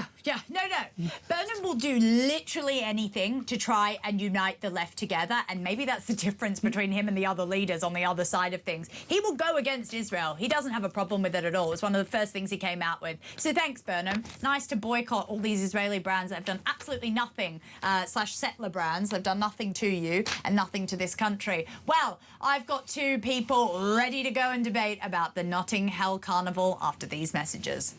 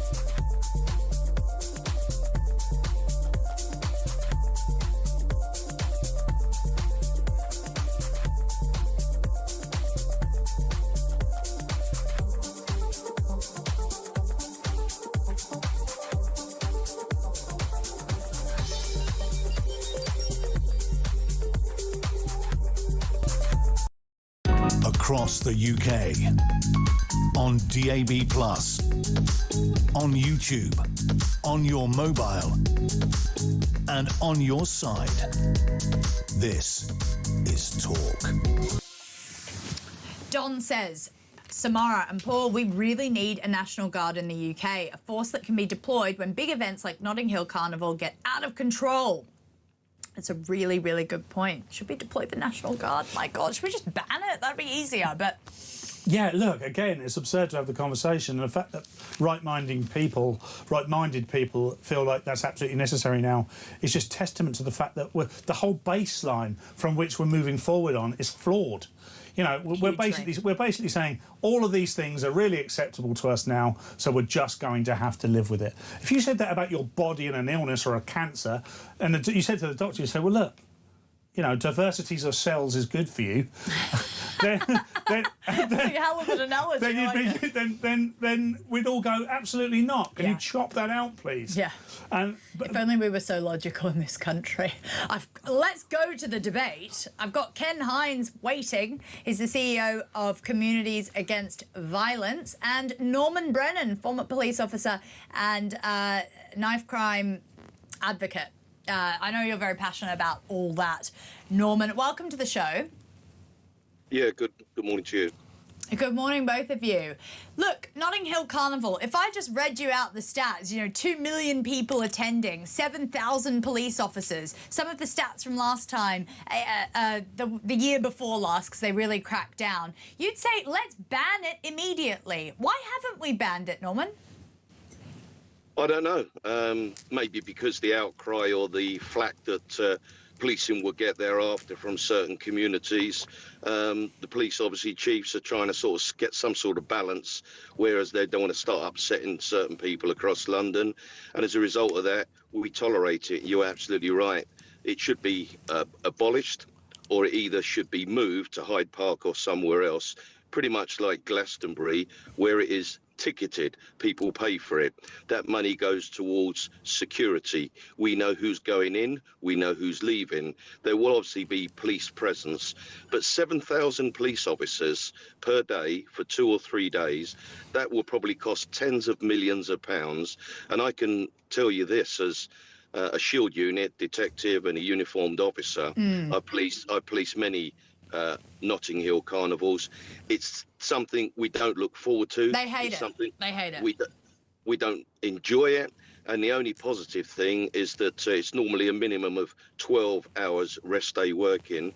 But one of the biggest concerns for us is the countless dozens of police officers that are unlawfully assaulted, countless dozens of offensive weapons, and there's rarely a Notting Hill where there's not at least one murder and sometimes several. So the time has come, really, and we've been having this chat even when I was in policing, which is 15 years ago.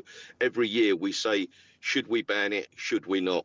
But we never ever do. And we seem to tolerate these murders, stabbings, indecent assaults, rapes, people carrying offensive weapons. And the caveat is, it's a bit like the mods and rockers in the 50s and 60s. Many gangs, and there's about 200 in London, see this as an annual event to attack each other and take out retributions, because many gang members attend Notting Hill Carnival. Ken, is this just a carnival for gangs? Is this just what this is? I mean, are we just totally gaslighting ourselves when we say it's some sort of celebration of multiculturalism? I don't recognise the carnival that Norman is talking about. And yes, one thing I do agree with Norman, there's far too many police officers. Last year, as you said, was 7,000. But this year they're doing 7,000, yeah, they're deploying. That's far too many police. But what they're doing for the first time is also investing in stewarding.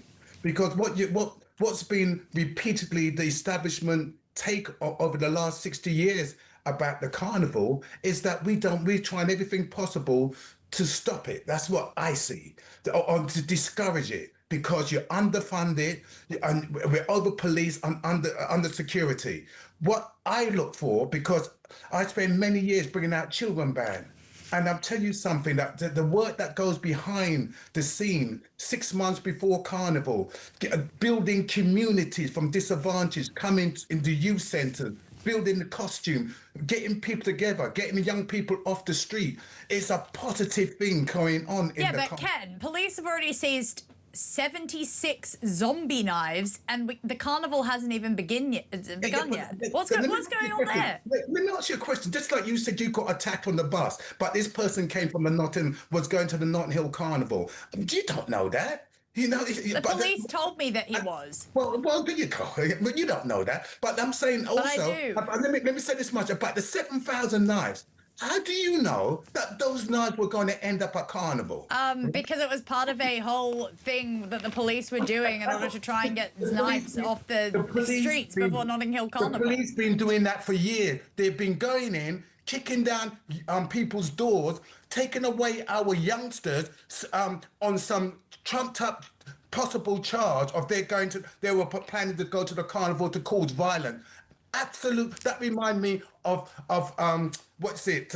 Not Stop and Search, but the one before that, where you had. I'll help you out with the sus laws you're talking about. The sus law. It reminds me. That's what it reminds me of the sus law, where you just took people off and put them, people like me, into 6 weeks into imprisonment for things we didn't do on the strength of the policeman of say so. But what you're wrong, Ken. What's about the police? What's about you? What's about the police? Norman, why is Ken wrong? Why is it about the police? Is what they've got the wrong attitude. And what happens is that they don't go there with the spirit like how they would go to Glastonbury or other places. They go there with aggression. And I don't remember the last time there was a murder at Glastonbury. I'm going to the Carnival with my disabled daughters with special needs, non-verbal, on the Sunday. Now, again, I've been going for many years. Yes, we have our pocket of trouble, right? But we, in our black community, should be doing more. But what we have instead is the establishment that's running the Carnival. The people running the Carnival are the police, Kensington, Chelsea, and Westminster, and another white. Is there any chance of coming back here, or are we just going to listen to Ken all day? Ian Comfort. Okay, Ken, let's give Norman the right to reply, because you said quite a lot there. Then talk some sense, because if he's talking from a policing aspect, not from a going and enjoying it as one of the. Okay. Okay, Norman, what do you say to that? Because there was a lot in there. I mean... Ken is always emotive. I mean, God bless Ken. He lives in the prehistoric times. The reason why police carry out these preemptive searches and visits to addresses, and they rarely ever put any doors in. It always sounds a lot better when you say that we're kicking doors in and we're locking people up for a dozen weeks. It's because the police have got very good on intelligence from social media, etc. Unintelligent. Ken, look, let's not be offensive to each other. Ken, can I just ask you, so do you think that it is really terrible that they seized 76 zombie knives? Is that a bad thing? Not at all, because look, we've got Faz Amnesty that goes up and down the country every day taking knives off our streets. The thing is, I would tell these anybody who's coming to the Carnival today, it's a family thing. Do not come with your bad-mindedness. If you feel you can't come there and be safe, and you need to walk with a weapon, stay at home. Stay out of there. 61 officer assault incidents in 2024 tells me differently. That doesn't sound like Family Fun Day Out. That sounds like Notting Hill. Is this the Ken Hines interview? Let me say this much to you. It's about safety. And one of the biggest things the police get wrong is that they end the carnival, they come down and they become very Norman's aggressive. about to lose it. I think we need to give the man the right to reply. The police come. All right, Norman. The first thing I say, the first time I knew that I was debating with Ken was 4 or 5 minutes ago. If I'd known that, I like Ken, he's a nice guy, I wouldn't have taken part in this interview. And the reason why I don't take part in interviews, just like Lee Jasper, Ken and the rest of it, they rant and they rave and they throw these outrageous allegations and statistics about, which are absolutely nonsensical. I am an independent campaigner in Britain. I was in policing for 31 years. I'm a lead knife, homicide and gun campaigner. I know the facts, I know the stats. And having been in policing, I do know how the police feel. I do know how we act. And to be quite honest with you, the majority of people at Carnival are law-abiding members of the public, predominantly black. We get on very well with them. There's normally a very good, convivial, friendly atmosphere. But the sad reality is too many attend Carnival for criminality. They make it they ruin it for everybody else. And we have reached the point now where, although it's a family day, etc., often on family days, there's stabbings, there's murders, there's indecent assaults, there's rapes, there's gangs attacking each other. And they normally come out as night falls in. And that is the worst time for the policing. And when I tell you the police don't enjoy it, I've been there. I speak to police officers, and if you look at social media, many retired officers says, thank goodness I'm out and never have the police carnival again. It's because they didn't enjoy it when they're in the job, and now they despair for those that are walking in our shoes that are now having to police the same events that we did. Thank you very much. Back in the day, we had police officers that would engage and take part of the festival. Dance. I used to dance with the police officers down there. Nowadays, they're told they've got to be upright and stiff and be aggressive. Yes, because that small section has ruined it for the rest of them. I really do appreciate both of you coming on, because I think that there are two sides to this issue, and I was really, really keen to get both of those sides on the show and not just present one view. So thank you both for coming on the show today. And I think it's a very polarising topic, isn't it, Paul? My goodness. I mean, some people feel really strongly that anyone against Notting Hill Carnival is just a blatant racist. Others think that it's a safety issue. Well, I would love to come in on that, and not that you didn't allow me, it's just it didn't feel appropriate. Because it just, Norman was getting pretty upset. Well, Norman was right to be upset, I think, yeah. Just because Ken was hijacking by making it purely about his race, and unfortunately, whilst this is a Caribbean carnival in the middle of North London, it's also one of the stabbiest, rapists, abusive places you can go. I mean, you know, when I had a young family, there's absolutely no way I would have been taking my daughter to Carnival. And that's upsetting, because the original thought process behind it was that it was a fun day out, and unfortunately gangs have taken over, it seems. And Mark made a really good point. Morning, Samara. Just passed through Victoria and saw numerous groups of kids dressed in black tracksuits with bandanas hiding their faces on the way to Notting Hill Carnival. I'm sure we're all going to go for a friendly good time. That's Mark in Croydon.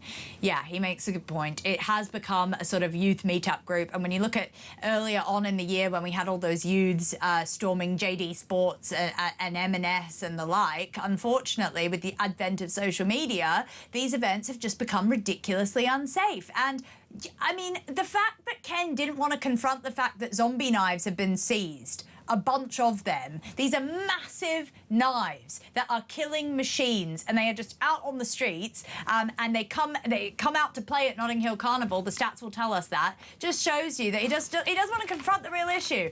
But we've got to go to break. We will take your calls and text messages after, because there's a lot coming in, and a lot of people have a lot of emotions towards Notting Hill.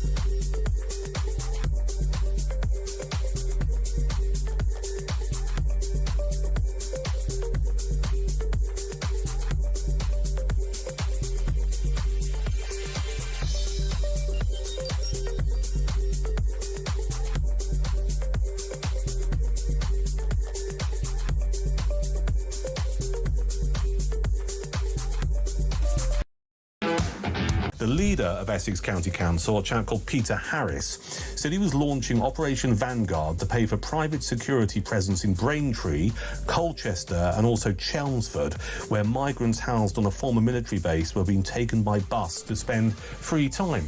How have we ended up like this? To me, is absolutely extraordinary.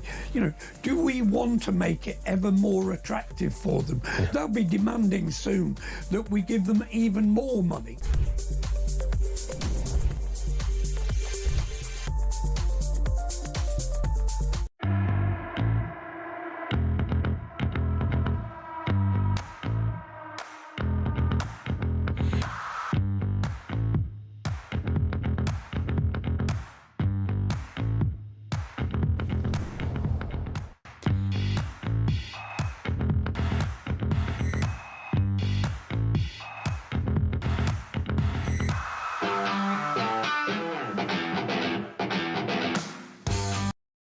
Across the UK.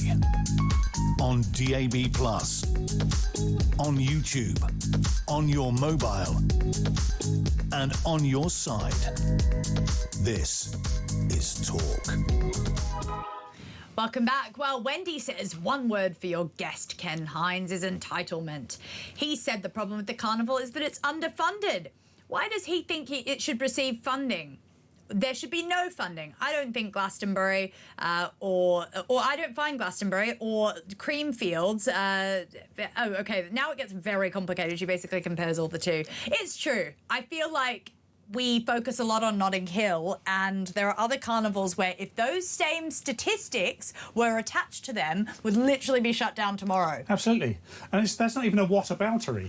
It's just, okay, you know, why should... If you landed on planet Earth today and you had absolutely no idea what we were talking about, and you just showed them statistics and say, well, why is that outlier allowed? Why is that okay? And then you go, well, I don't know if you've noticed, but we come in different colours. Oh, yeah. Well, we've decided in this country that if you're that colour, you can be afforded a lot more grace than if you're that colour. And, oh, but that's racist, isn't it? You go, no, it can only be racist the other way round. That way round, it's absolutely OK. That way round, it's progressive. And all of a sudden, they're just getting it back in their spaceship and go home and go, they're mental, I'm going back to Zog, or wherever they came from. Yeah, and the problem is a lot of black people have issues with these gangs. They terrorise the community. A lot of women, specifically black women, get sexually assaulted on that day, and it's just not good for anyone involved. No one's happy, apart from maybe the gangs that are having a great time at Notting Hill. Let's talk to Grace in Ealing. Grace, welcome to the show. Hi. Hello. You're with Paul and I. Hey, Grace. There are so many things I've been thinking about. I called in initially about conscience, but listening to Elizabeth's testimony, and goodness me, there are no words. The grooming gang survivor. I kind of want to say sympathy to her, but that sounds patronising. I'm just obviously in admiration of her strength. But I noticed that one thing she said, well, she referred to the woman who groomed her, who got her into these gangs, as a revert. She said a revert or a convert. And this is something that some people say about Islam. They kind of imagine that we're all, from birth, secretly Muslim. And then if we become Muslim, having grown up in a white country, then we're reverts because we're reverting to the Muslimness that we were born with. And right, I haven't heard that theory before. Yeah, no, I have. Have you had? Oh, okay. I have heard that theory. Paul's privy to it. It's incredibly arrogant, isn't it, Grace? Don't let me stop your flow, though.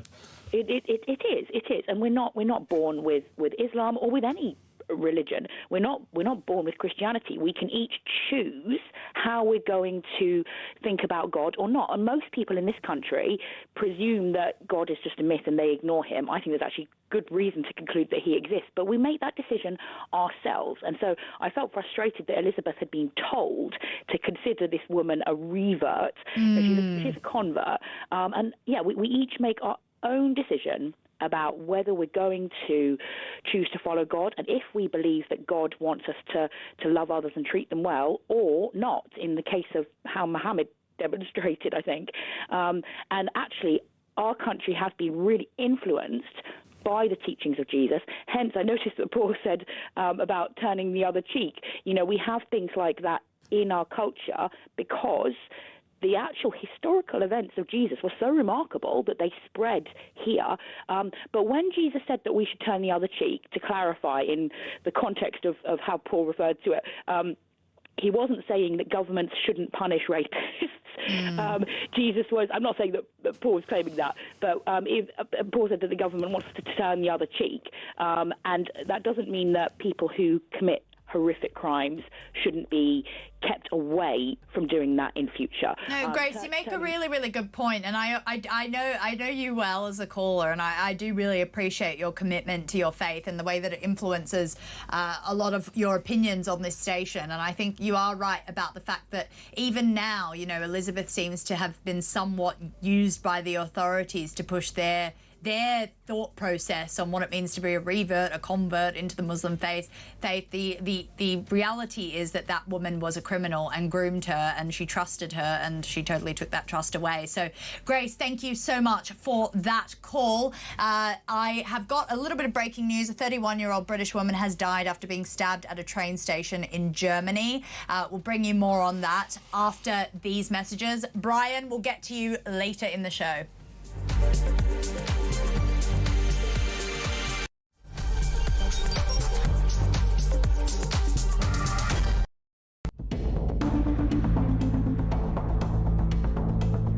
It is therefore my honour to declare that the duly elected leader of the Labour Party is Andy Burnham. Thank you, everybody. Thanks so much. I believe in all of you, and I am confident we can do it. Thank you very much. I have just come from Buckingham Palace, where I have accepted His Majesty the King's invitation to form a government. I know people at home are fed up with politics. I hear you, and I want to be honest with you. We have not been good enough, and we need to be better. We will be. This man has no mandate whatsoever. He didn't stand on the 2024 general election manifesto. You cannot make the biggest change in British politics in 40 years without a mandate from the British people, and it will be only decent, right and proper to call a general election on that issue and to do it now. Our fifth Prime Minister in 4 years. Blimey. And, well, look, we want him to succeed. But will this one be any different? Andy Burnham, the new head honcho, the speed this all happened, I know this is a well-trodden debate already, is actually breathtaking. 1 minute he was Mayor of Greater Manchester. What, a month and a bit ago he wasn't even an MP. The next he's holding keys to number 10 without the country ever really having a chance to scrutinise him in a prospective prime ministerial nothing at all. We really know very little. I think Burnham has to walk a fine line. I think that's probably what's going on, because if he were to sweep into Downing Street and say, I'm going to change everything, I'm going to fix everything, I'm going to do things completely differently to Starmer, then people would say, hold on, mate, we need a general election in that case, because no one voted for that. No one voted for you to be Prime Minister. You weren't standing in the 2024 general election. We've never seen your manifesto. Who the hell are you? That's what people would be asking.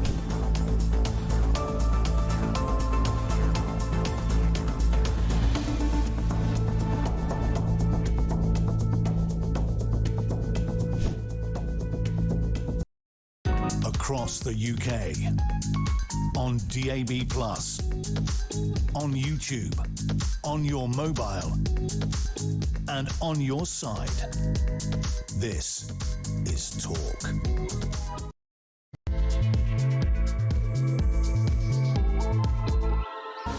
Welcome back. Well, it's 12 o'clock and you are with me, Samara Gill, and I'm joined in the studio with Paul Cox, who's been with me these last 2 hours, and he's going to be with me for the next 1 hour. I'm so sorry, Paul, but that is your life now. Am I not coming to the Notting Hill Carnival with you? I think I might stand Your costume did not pass the test, No. mate. No, I'm joking. You can absolutely come. Just I like wear your your stab intro, vest. by the way. Samara Gill. Yeah, is I all know. over. It's all very, very swish, very... You are big time. She tries. Interestingly, Kanye West, his former executive, but someone who, honestly, if you were kind of in the right-wing media space 10 years ago, I know that when I was a plucky university student, I used to be kind of obsessed, not with exactly what he was saying, this guy, not Kanye, but this guy called Milo Yiannopoulos. He was kind of one of the first people to break through that door, say some really controversial things. Of course, I didn't agree with quite a bit of what he was saying, but he was a very controversial right-wing commentator, very edgy. He was kind of very camp, but he would say very, very right-wing things. And he's actually been detained by ICE in Louisiana yesterday. He's been on a plane back from America, where he was there actually as a legal migrant. He had overstayed his visa. Yep. He's coming on a plane back to the UK. What are your thoughts on all this? I was pretty shocked. I mean, the photo's gone all over the internet of his detainee photo, and all these memes have come out of it. I'm kind of shocked by that. What's going on? Look, I mean, first of all, Milo was one of the first commentators to really take advantage of his identity to play against identitarianism, by which I mean this was a gay guy talking, you know, because everybody was put in silo at the very beginning of identitarianism and wokeism. Everyone was put in their silos. I'm white and I'm straight and I'm British. Over I go, there I am. Bad. Milo, gay. Over there with all the other gay people who've got left-wing views. And Milo's going, no, I don't. Yeah. I've got actually quite extreme right-wing views. And that made really entertaining content. And he was married to like a black Muslim man, and he was brilliant. saying all the whole thing was perfect. He was like this white gay guy married to a black Muslim gay guy. All these things don't go together. Or they're like kryptonite to the left. They're like, what's going on here? He said some pretty outrageous things. But of course, I don't have any issue with what ICE are doing there, because that's what ICE are doing. ICE aren't just, you know, the left would have you believe, the Democrats would have you believe that they're only doing it to brown people, let's just say, to be generic about the argument. But no, they're not. Of course, Milo outstayed his visa by all accounts, and therefore he isn't entitled to stay, so he will be deported by ICE. That's what they do. That's what would happen in this country if we had ICE. It doesn't really matter. You know, the rules are the rules. Indiscriminate. Yeah. It was pretty funny. The Democrats were pretty silent yesterday in terms of their hatred for ICE. You know, they weren't standing up for Milo Yiannopoulos, that's for sure. Be it, though, that Milo changed quite drastically ideologically. He started kind of becoming very anti-Israel, and some people are saying that's the reason he was deported. I think he actually just did overstay his visa, and he can't be in the country illegally. Some are saying that his life towards the end was a total farce, and that he was actually living in a squat house doing a bunch of drugs. So it is a real fall from grace, because I think that during his time at Breitbart and all that, he actually did write some fantastic pieces, and love him or hate him, you know, he had a thought, and he was very courageous to do so 10 years ago. Let's talk to Brylan Hollyhand. He's an author and of Make America Talk Again. Welcome to the show. Good morning. Thanks for having me. Absolute pleasure. I wanted to know, how's America reacting to this? Because I think a lot of people on both the left and right don't know quite what to think about Milo Yiannopoulos being deported by ICE agents. He couldn't make it up. Yeah, I'll just make it simple. There's been no tears shed over Milo's deportation. Nobody's too upset over this one. I think this is ICE doing their job, and I think you play, you know, stupid games and you win stupid prizes. I think we have to be fair, and nobody really is above the law. And somebody that was just praising ICE a few weeks ago but was apparently overstaying his visa should absolutely be deported just as much as those that have been chained deaf to America. But I don't think it should stop there. I think there have been some, you know, streamers in our country who have been saying that we should, you know, kill all the capitalists and that we should chain deaf to America in our streets, like Hassan Piker. Yes. There are more streamers like Sneeko who have been very clear that they want to bring more radical Muslims into this country. They also should be deported. So I don't think that we should stop just with Milo, but I'm glad that it started with Milo. He's had this weird online obsession with me the past few months, and so hopefully this keeps him occupied and keeps him away from tweeting about me. So we'll see. Tell me more about that. Why did this obsession start? What was the beef? What was the drama? Because he kind of started going against his own. His radicalization / de-radicalization, whatever you want to call about, talk about. It was really fascinating to me, because his trajectory was so sort of high highs, low lows. He started working for Kanye West. I appreciate that maybe some of our older audience wouldn't be that interested in this, but I think it kind of is a telltale sign for what might happen to some of our further to the right commentators, where they kind of try to go with the wind but then get totally bitten in the backside by it because they're trying to go with every sort of ebb and flow of social media. What happened between you and Milo?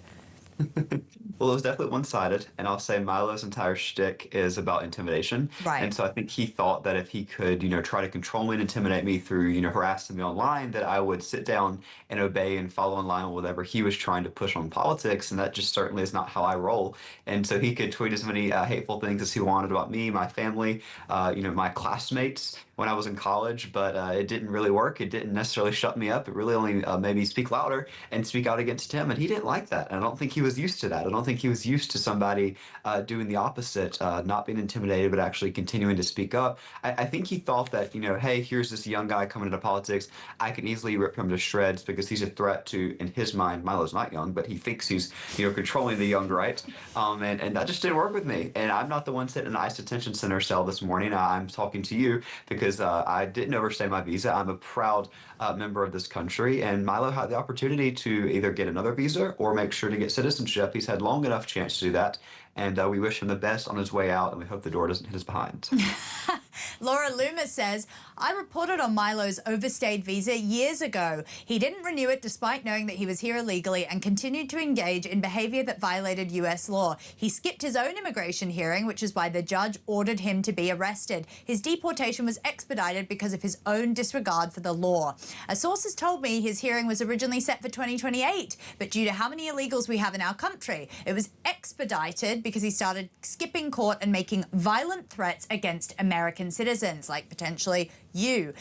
You should refrain from spreading the lies that Milo was somehow ambushed. He's been on immigration proceedings for at least a year. He's been skipping court, not to mention his sham gay marriage to his fake husband and his claim that he wasn't gay anymore so he could try and keep his green card. Milo did this to himself. Now, Laura Loomer goes, we're deporting him back to Britain where he can be among his Muslim friends. Interesting, yeah, because I mean, Laura Loomer's got some interesting words there, but part of it is true. He's on the way back to England. Is he going to terrorize us here too? I sure hope not, but that's not America's problem to deal with now, and we wish you the best of luck with that. I will certainly say that it takes a lot for me to agree with Laura Loomer, but I certainly agree with her in this situation. So Milo can do one thing, and is uniting all sides of the far-right spectrum, and I guess Laura and I agree today. So what a good Sunday for that. Yeah, who thought Milo Yiannopoulos could kind of unite both the left and right of the country? I mean, I wouldn't. That wasn't on my bingo card for 2026, I can tell you that much. I want to get your thoughts on Donald Trump's bid to brand the Democrats as radical communists working. Look, after kind of the deep, so this is about South Carolina, which I know you're kind of from that area. What can you tell me about the fight for really, I mean, you've got the midterms that are coming up or have come up, if I'm not mistaken, but also the fact that I think Trump does a fantastic sort of way of branding the Democrats as radical communists. We don't do enough of that in our country. We've actually got them in power and at work. What's going on here? Yeah, the president obviously is a master at branding people. He obviously came up with a nickname, Sleepy Joe, and it was accurate. It made everybody, aware of the fact that Joe Biden was sleepy, and he was literally falling asleep at the wheel when he was our president, and that's one of the reasons he had to drop off the ballot. So as we call these people radical communists, it's not just some far-off nickname that we invented on ChatGPT. It is the real description of the modern-day Democrat Party, as they're actually proud of the fact that they're socialist and communist, infiltrating this country. Listen, here's an example for you. When America had a disagreement with Canada this week, the Democrat Party sided with Canada. When the America, nation here had a disagreement with, say, Iran, what happened? The Democrats, of course, sided with Iran. When America had a disagreement with Venezuela a few months back, the Democrats continued to side with Venezuela. When will the Democrats ever side with America? When will we ever be proud of this nation that stood the test of time for 250 years? I don't think that's too much to ask for, and I'm really tired of seeing people continue to try to be black pillars here. I'm tired of these communists trying to convince my generation that America is nothing more than just a list of sins. For goodness sake, we split the atom, we defeated communism, we won 2 world wars, we dumped your tea in the Boston Harbor decades ago, and these people continue to try to say that somehow our country is not strong, that somehow our country is not empowered, and somehow these communists know what's best for the nation that literally is this beacon of hope and freedom and peace, and the communists want everything against that. They want to take away your freedom, they want to take away the peace. All they want to do is continue to have world control, and it's not going to stop here. And so I think the voters of South Carolina need to be aware that they can be the ones to stop this. Reagan, our 40th president, had this quote, and he said that freedom is never more than 1 generation away from extinction. Well, I don't like being a fearmonger, but I will be pretty honest with you and say that as somebody that speaks on college campuses for a living, when Reagan said that back in the 1960s, I really think he was talking about 2026, because we've never been more than 1 generation away, and that's right now. Gosh, I mean, from where we were sitting with the 2024 presidential election and when it looked like Kamala Harris, wine mom, was going to take over, we were sort of saying, my God, okay, that's the end of America. That's them signing their own death knell. I mean, just to bring Paul Cox in here, what do you say about sort of the Red Scare coming across again? I mean, the Democratic Party, it's no secret, and you mentioned Hassan Piker earlier, it has become a big problem for them because the Democrats have gone so vehemently left-wing. I mean, you just need to look at Zoran Mamdani and the way that he's running things in New York and the way that the Democratic Party is somehow thinking that's some amazing way to run the show. You start to think, what's going on here? Because and people are so ridiculously impressionable as well, especially on all the social media channels, that they might just vote for that Red Scare, that direction. The Democrats are going that way. Well, quite. And good morning, Brylan. By the way, Milo is 4 years younger than me, so the fact that Brylan felt quite happy to say that Milo was an old man has made me feel incredibly uncomfortable. But then if I was as young as Brylan, then I'd probably be saying exactly that too. Look, obviously I'm just as terrified and perplexed. It's not a fear, so to speak, because I think you can dismantle communism via just fairly strong debate. You don't. It doesn't take a lot to sit people down and explain to them what it means. Every time you sit someone down, a young person, and explain what communism is, they're like, "Whoa, I thought it was being nice. I thought it was being kind. I thought it was just against racism." They don't understand what communism is. So it's great to have people like Brylan in the world because they are young people who can communicate with students on campus. If I wander in and say that sort of stuff, I go, "Oh, he's an old man. He's 4 years older than Milo," and they don't listen to me, but they do listen to Brylan. So it's absolutely fantastic. The worrying thing is that there's a desperation on the left across the Western world, and they're lurching ever further left. So you don't accidentally get to communism. You got to communism. And don't forget that communism sits under socialism. They already had socialism in place, and out of that came communism and a bunch of other rather nasty factions as well. You get to communism when you've exhausted everything else. You go, I mean, I just urge them to read Animal Farm by George Orwell. Or 1984 by George Orwell. Just read those books. They should be compulsorily read in school. They were when I was growing up in England. I don't know if they are now. But Brylan's doing a great job, and thank God that he is, because I through other work that I do, I get to work with a lot of young commentators in their early 20s. And what I'm noticing is they are very enthusiastic about their future and their peers, and they're not doing it in a way that's angry. They're doing it in a way that's intellectual, doing it in a way that is critically thinking, and that's the only way. You can't win hearts and minds by just continually telling people they're bad, which is exactly what the left communists will do to the right. I always just like asking people, okay, you really like communism? Could you give me one example in history where it's actually worked out? Because I can't think of one from the top of my mind. Brylan, just lastly, while I've got you here, Donald Trump has signed an executive order directing US federal agencies to refer to Lake Ontario as Lake America. Thoughts on this? Listen, I think it's a fun way to troll Canada. I definitely think we need to be having some other diplomatic strategies in place. I don't think it should be our end-all be-all to try to win that Tier 4, but sure, if the president wants to make it like America, I mean, I'm proud of this country for 250 years. It's one step, but it shouldn't be our final step. And just as for what Paul had to say there about communism, he's spot on. I think the flaw in this country is an instant gratification culture. I think you're probably seeing the same across the pond. I'm 20 years old. I've only been around in a world where if I want something, I can click a button on my phone and have it delivered to my door. A coffee, a pizza, a car. I mean, I think Amazon even has drones where they can drop packages in your backyard now. So literally anything can be a button away. Well, what communists are trying to do is say that communism is this one-size-fits-all, click a button, end-all be-all. You vote communist to fix all of your problems, because you're going to burn the system down. You're frustrated with some gas price. You're frustrated with some pronoun debate. Oh, just vote communism and everything's going to be magically fixed. But don't ask questions and don't ask how, and definitely don't point to previous examples of communism's failure. They don't want to tell you that. They want to sugarcoat it. And I think a lot of people just need to understand that the only reason that we've been here 250 years, despite everything we've been put up against, is freedom. And this strictly takes away your freedom, and I hope that we can stop it before it spreads across the pond and you'll have to deal with it as well.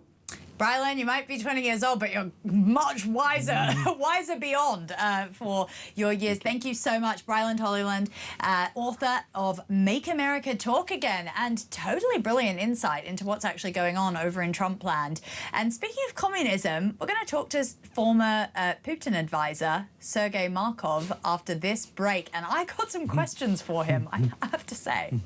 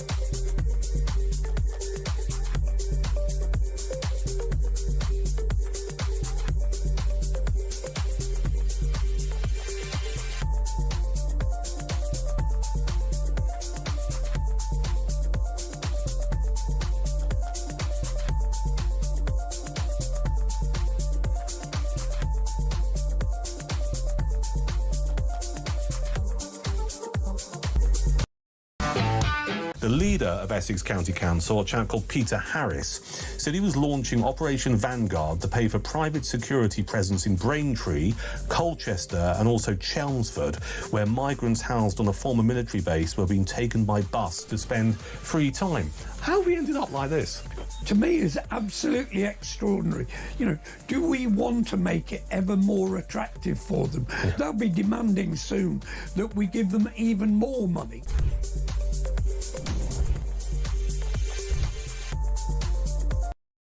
Across the UK, on DAB+, on YouTube, on your mobile, and on your side.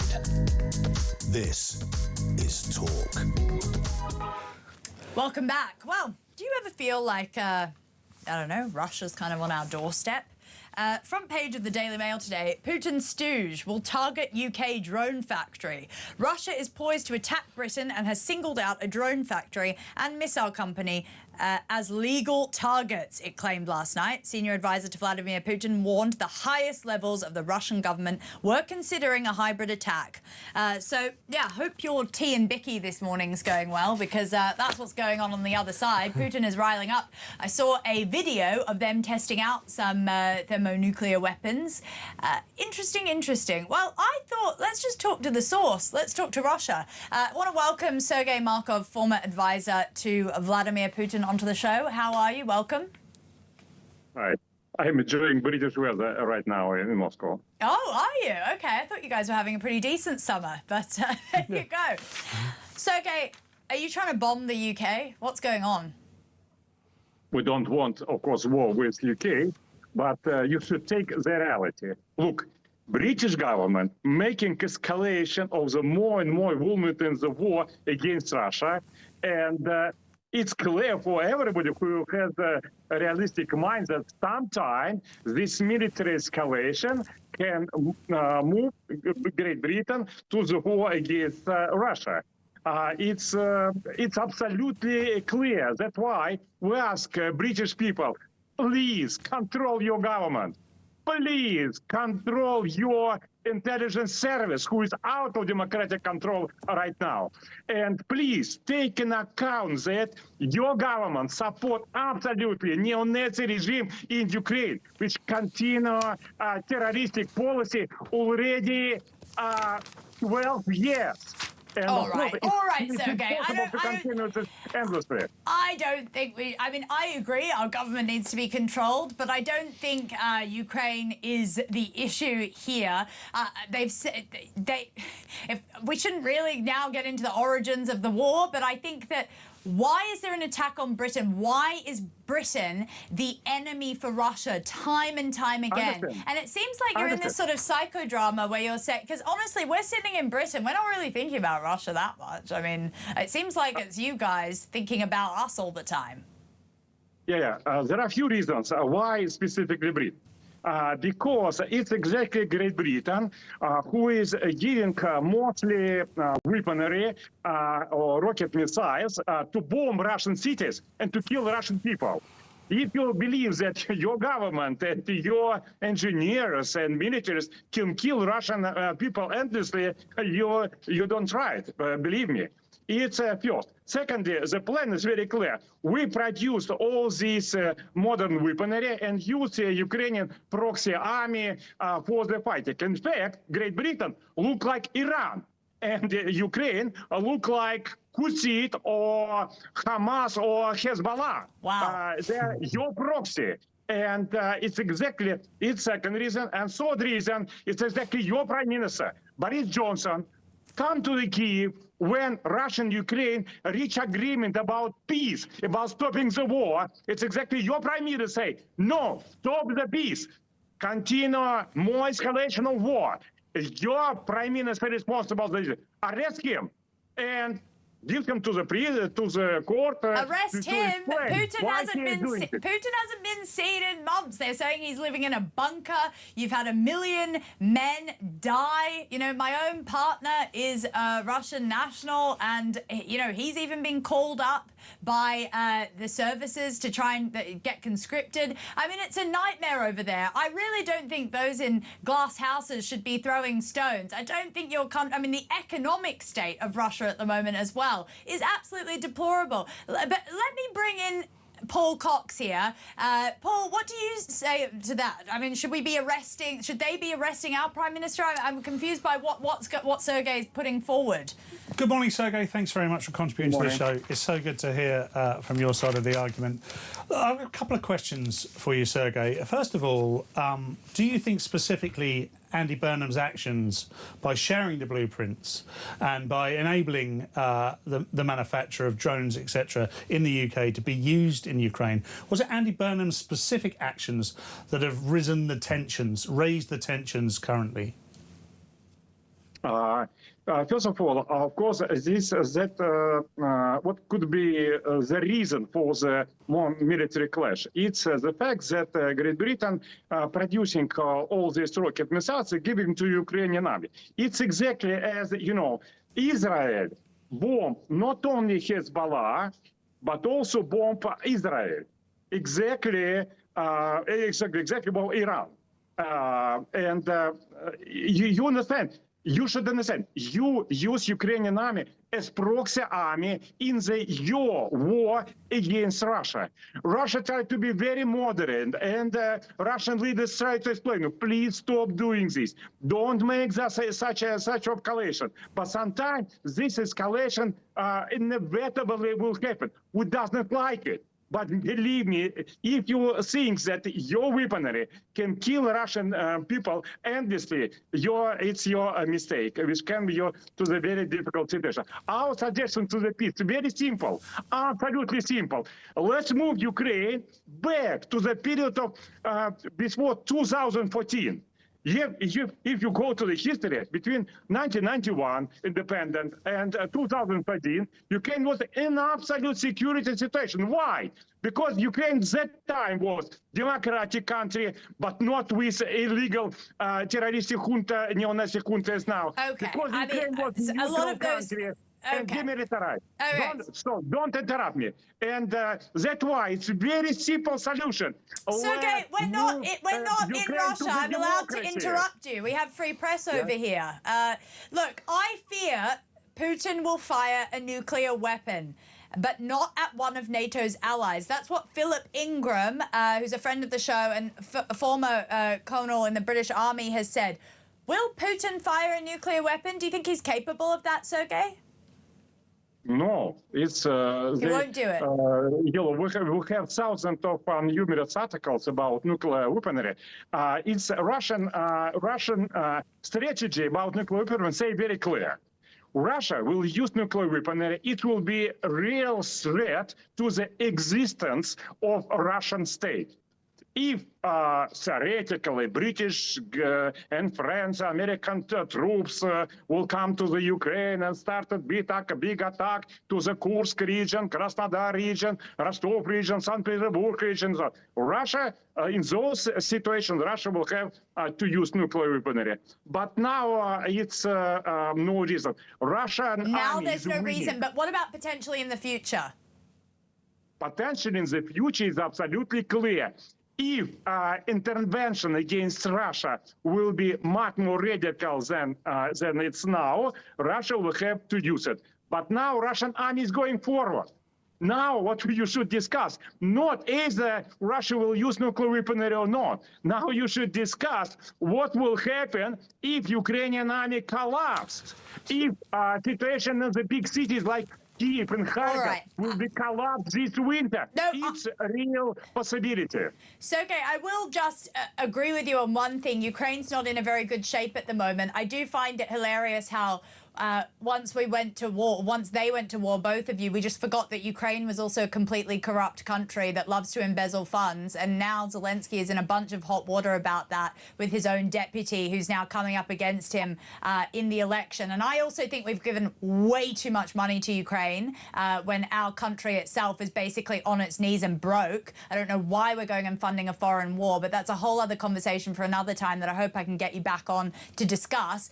Paul, I just want to bring you in here to rebut some of that because there's been so much information flung my way, so much I disagree with, some that I maybe partially agree with. What did you want to ask Sergei? Sergei, forgive me, but from my perspective, the invasion of Russia into Ukraine was illegal. I'm astonished to hear you say that in the future you might use nuclear weapons against Great Britain and therefore the West and therefore the US. I don't know what makes you think as a Russian that you're capable of defeating the West, given that you invaded illegally the Ukraine some years ago and have very unsuccessfully competed in that war. There has been no win for Russia in that war. What makes you think you can win any other war? First of all, about Russian starting military operation. You should understand, for example, Russian language is a major issue because the project which we can see happen in Ukraine and its creation anti-Russian on the territory of Ukraine, it's changing of identity by method of terror, which we absolutely disagree. Ukrainians, in fact, they're Russians. They've been part of the Russia more than 1,000 years. Kyiv was capital of Russia more than 3 centuries. And under Lenin, native language for them, for 80%, is Russian language. Who go to the street of all the big cities, you will see all of them speak Russian language. And this language prohibited. What will be a reaction if in Great Britain English language will be prohibited? Sergei, just to end on, because it's been really important to the people. That's why it's another issue. You know, they continue their terror every night. I've been in Donetsk many times, the different conferences and so on, before this military operation. And every night I wake up in the deep night because of the sharing of Ukrainian troops. Every night they terrorize big city. Russia waiting 8 years. How many we should wait more terrorizing these people every Sergei, night? I'm going to have to stop you there just because we're running out of time. Can I just quickly get your perspective on how scared you are by our Prime Minister, because he went to Kiev and he did this. For those watching, he got on his guitar and started playing an Oasis track. The Smiths, sorry. Is Putin scared by this act of aggression from Andy Burnham? I don't know about specific how Putin sees it. Is watching our Prime Minister strum a Smiths song, is that stressing you out? Are you going to retreat now? Is the war going to stop?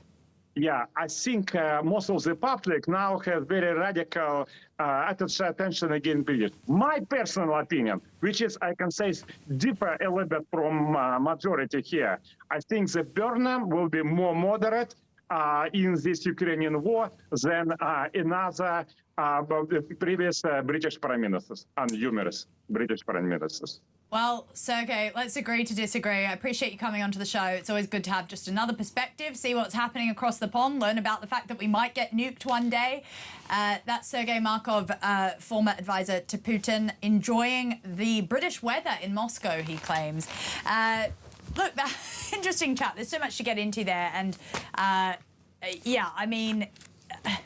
It doesn't look like peace is on the horizon, Paul. Well, I mean, Sergei's view of the world is incredibly different to the view of the world that has been illustrated to us here. That was actually quite terrifying, that interview, on the basis... Yeah, I mean, it was. obviously... No, I try to make light because I'm tone, like, honestly, say what you want. Yeah, I mean, and you asked him a straight question, he gave you a straight answer, I believe, and he said, you know, if you misbehave in the future, we will attack you with nuclear weapons. Well...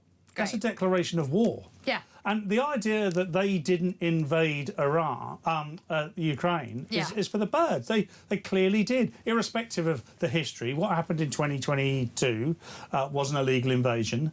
What happened in 2014 was an illegal invasion. And the ramping up then has been from Russia to the west. I mean, there is arguments to be had about the way that NATO behaved on the Russian border, etc. And I know that I'll get a bit of stick for not coming down on that side of the argument. But that's what you look. Just play that interview. That's what you're fighting against. Yeah, and that's why I wanted to have him on, just to make sure the audience is clear. I just think that, of course, we always talk to the Ukrainian side, which is very sensible. They are in a absolute bloodshed of a war. They're losing, hemorrhaging men. You know, Zelensky is there at the forefront of it. They've got NATO behind them in some sort of capacity. They've got the West behind them. But they are dealing with that, which is a terror machine that, honestly, knowing quite a bit about Russia myself, the war is more about Russia and controlling their own citizens than it is about Ukraine or the wider West. So when you hear all this claptrap about nuclear bombs, etc., that's them just trying to basically flex their muscles to their own population and not us. I mean, I'm not freaked out by these ridiculous claims. Also, I could tell that when I asked him what made him think that Russia could compete in a much bigger war against a much bigger opponent when they failed against Ukraine. Yeah. Now, Ukraine is well supported, which is useful for Ukraine, but Russia have proved nothing since 2022. Not a thing. They haven't proved that they're strong. They haven't proved that they're formidable. They've just proven that they're ideologically belligerent. Yes. I mean, they're in a terrible place right now. They've got the elections coming up in September, and Putin's popularity is... I mean, it's in the toilet at the moment. Unfortunately, that's probably not going to make a difference because there's pseudo-elections in some sort of way. And they banned the one party that was opposing the war, called the Apple Party, Yabloko. So I think they're not in a good state. The economy is in free fall. I mean, this whole thing has not helped anyone. And I think after the war, Europe's just going to come in and maybe take a bunch of their resources and start profiting off it. And I think that's kind of the position they've got themselves in. It's a psychodrama over there, guys, and it is a bit scary that that's only 3 hours away from this studio. Yeah. So after the break, something a little more flowery. We're going to go and discuss the Royals. Angela Levin is waiting to discuss Harry's return, and also Fergie. She's jumped across the channel just this past week. 2 gingers for the price of 1, it seems. I'm going to get total hate in the comments for that after these messages.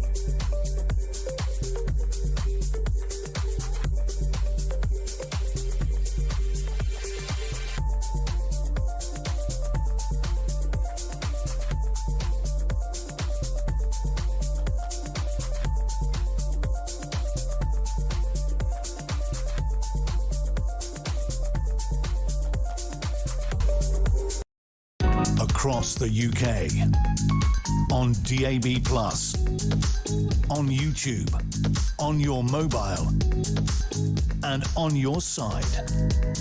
This is Talk. Oh, hello. Oh my gosh. I didn't have my ears in. My goodness. I'm pretty discombobulated after that Sergei Markov interview. My goodness. Yeah, I think we better watch our backs. I'd love to know what the audience think of that. Yeah. Gosh, Sergei's just asked me for the interview, so I think he's pretty happy with it. Maybe he'll just go show it to his acolytes in the Duma. Sergei, he's just asked you for the interview. Yeah. That's going to be shown to Putin this afternoon. You can't have a copy of that interview. Okay. We're not going to have facial recognition, whatever the Kremlin's got in store for both of us. We need to go into hiding. My goodness. Steve says, by Sergei's position, we should go to war with Wales because they're putting Welsh language signs up and removing English. How nuts! Brad said, Samara, according to Russia's logic, we should be entitled to invade Canada purely because they can speak English. Brad in Cambridge, so true. They use this language thing all the time and it just doesn't hold up. I mean, it's a little bit more complicated than just language. Oh, they speak the same language as us. Let's go invade them. By that, I mean, we could go invade America tomorrow if that was sort of the mentality that they have. So there you go. Well, I just wanted you guys to hear, you know, the other side. Just wanted you to hear what we're dealing with, what Ukraine's dealing with. It's kind of interesting, isn't it? I mean, there's a more nuanced conversation to be had, which I'm sure we'll have some other time. But it was good to get some answers from that Daily Mail front page. Will they target the UK drone factory? Well, maybe in the future. So I hope you're enjoying a Sunday breakfast. And I'm really glad Paul got some questions in there because he seemed to want to talk to Paul, a sturdy man with a backbone and not a lily-white woman. That was very revealing, that interview, in many ways. And by the way, a Russian accent said loudly is scary. It is scary. I've got a Russian partner, and I know that. I'm joking. He's like the most sort of like timid person. He's actually never ever like had a confrontation or an argument with me. Pretty much, it's always just me shouting at him. I'm not even joking. So let's go on to brighter things. Let's talk about Harry and Meghan. They're coming back to the UK. They've landed this week. Angela Levin, one of my favourite royal biographers. Welcome to the show. Thank you very much. Gosh, thank you. What is going on? They haven't even confirmed. Harry and Meghan haven't even confirmed that they're living here. We saw their behemoth private jet, which was overcompensating, if I've ever seen anything, overcompensating for the fact that they're cup in hand coming back to their rich father, or Harry is at least, and saying, hey, we need some money, we're moving back here. What point are we at with Harry and Meghan? Are they settling into the Cotswolds nicely? No, I think it's awful for them. I think it's actually very, very scary, and it's not at all what they would expected, because they would think there'd be loads of people around there to cheer. And somehow they'd find out, you know, they'd tell somebody when they shouldn't tell somebody so that they know where they were. But that hasn't happened. They feel absolutely appalling. Harry is furious that nobody has actually yet said an apology for actually thanking him, or much more important, thanking his delightful wife. Now, I always think his delightful wife doesn't deserve a single thing at all. So I think that should be out. But she's very, very angry. And I know from 6 years and so that she will be furious with him that nobody was there. She probably bought some spiced apple butter that she could give a few people, but nobody cares that they're there. And that's been very, very upsetting for her. Now, Harry thinks he wants an apology too. Now, if you have had the time to spend all the time listening to Harry, you know, long time ago, you would have heard how disgusting he was about his family, about his father, about his brother, about his sister-in-law. It was absolutely appalling. I won't go into it, but some was about William's body, which is absolutely disgraceful. Yes. And he said as well about his parents that they were trapped, William as well. And now Harry's trapped. So it's a nonsense, isn't it? Absolute nonsense. And I knew he would come in a rage because the king is in Scotland and won't come rushing down. And what's very interesting is that Harry gave him 3 days, and he expected he would pack up everything, as he does about everyone. You know, I'm here, so I'm most important, and I'm going to make sure that you're down there for me. Well, nobody's come. Nobody has come to see him.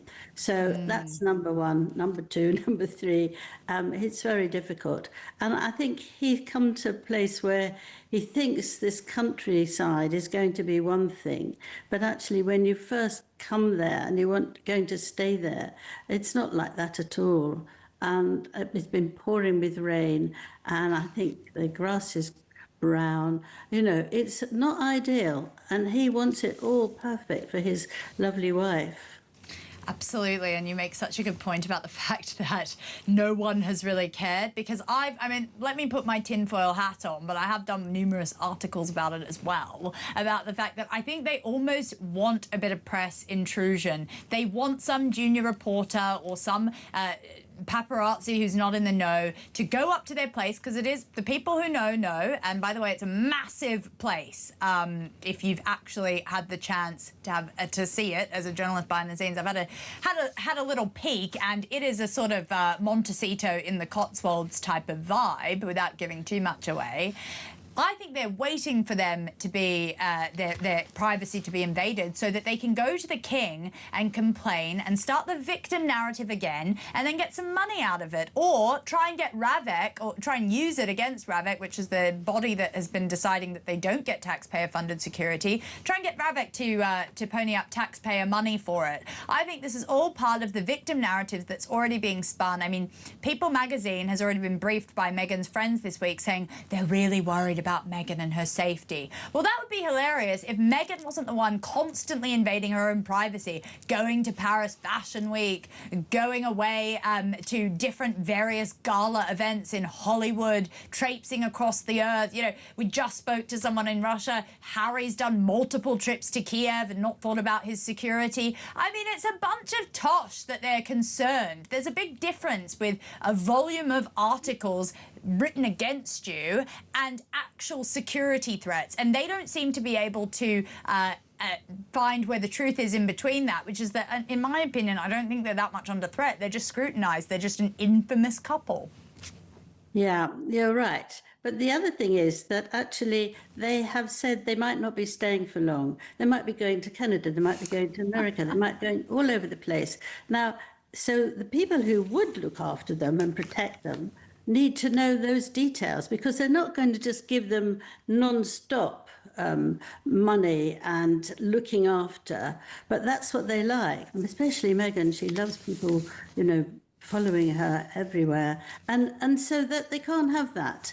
But they won't say where they're going because they pretend they don't know. Well, they might not know, but then they can't have it. So it's ridiculous. They don't want to be working royals, but they want to have freedom. So that's fine. If they want their freedom, they can do whatever they like and just leave everybody alone. If they want to have money and people looking after them, then they will be working part of the family. You can't have it both ways, but he wants it both ways, especially because Meghan wants to cook her jams and so on. She wants to be doing that.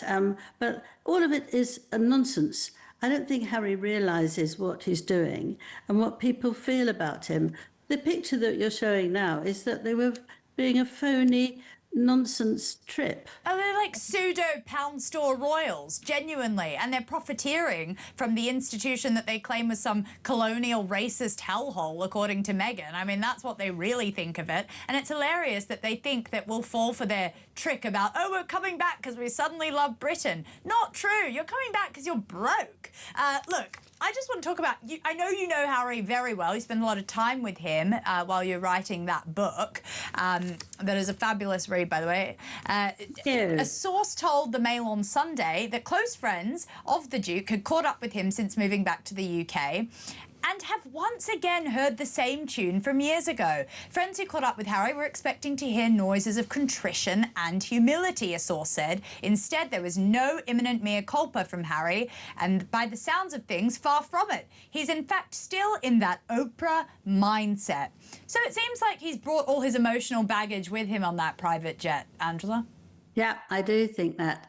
And if you remember, when he wrote the book, he said that he was absolutely furious that William had had 4 sausages for tea and he was only given 3. And he's absolutely furious because it's not fair. And I think that childish, not fair, has gone with him, because nobody wants to do what he's doing. You can't say, I don't want to come back and work with the royal family. I don't want to work at all. You can't say that and then expect people to really like you again as they did before. But when you've messed up something, they're not going to get anywhere. I think Meghan will decide she wants to go away very quickly and she'll be on. I worry for the 2 children because I think they'll be left and abandoned here. Harry says he's going to be the at-home father, but actually... What else does he do?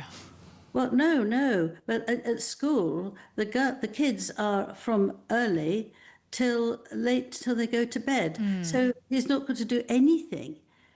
Why would he say that's what he's going to do when it's not a thing? No, you're completely right. I mean, at least he was kind of doing some surfing or something. But on the Joe Marlowe podcast that he went on a couple months ago, he basically confessed that he was unemployed. He went through a litany of jobs that he used to have and then landed on calling himself Duke. I mean, it was pretty deplorable. And Meghan, you're right, she's totally aimless, but as Tom Sykes alluded to, there is this conscious uncoupling that's going on between them. The fact that she wants to be a fly-in, fly-out mother that completely conflicts with her original sentiment of, oh, I'm there all the time, I'm hand-picking the berries to put in the kids' lunch boxes. It's a bunch of lies. They'll have 24-hour nannies. You're right, they'll shove them in some boarding school and forget about the kids. And that's the tragedy of it all, isn't it, Angela? But I find it a tragedy. I think that she doesn't want her time be taken over by the little ones. No. And so she makes a sort of an apparent parents for just for sort of a quick look, and then she goes away.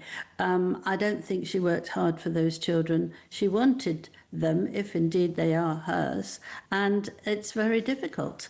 But I don't think she will really care. And without her mother, who she needs very, very often, she's not going to come, apparently. And so it's going to Doria's staying behind. I find that very upsetting, really, because if you start with that children 5 and 7, very young.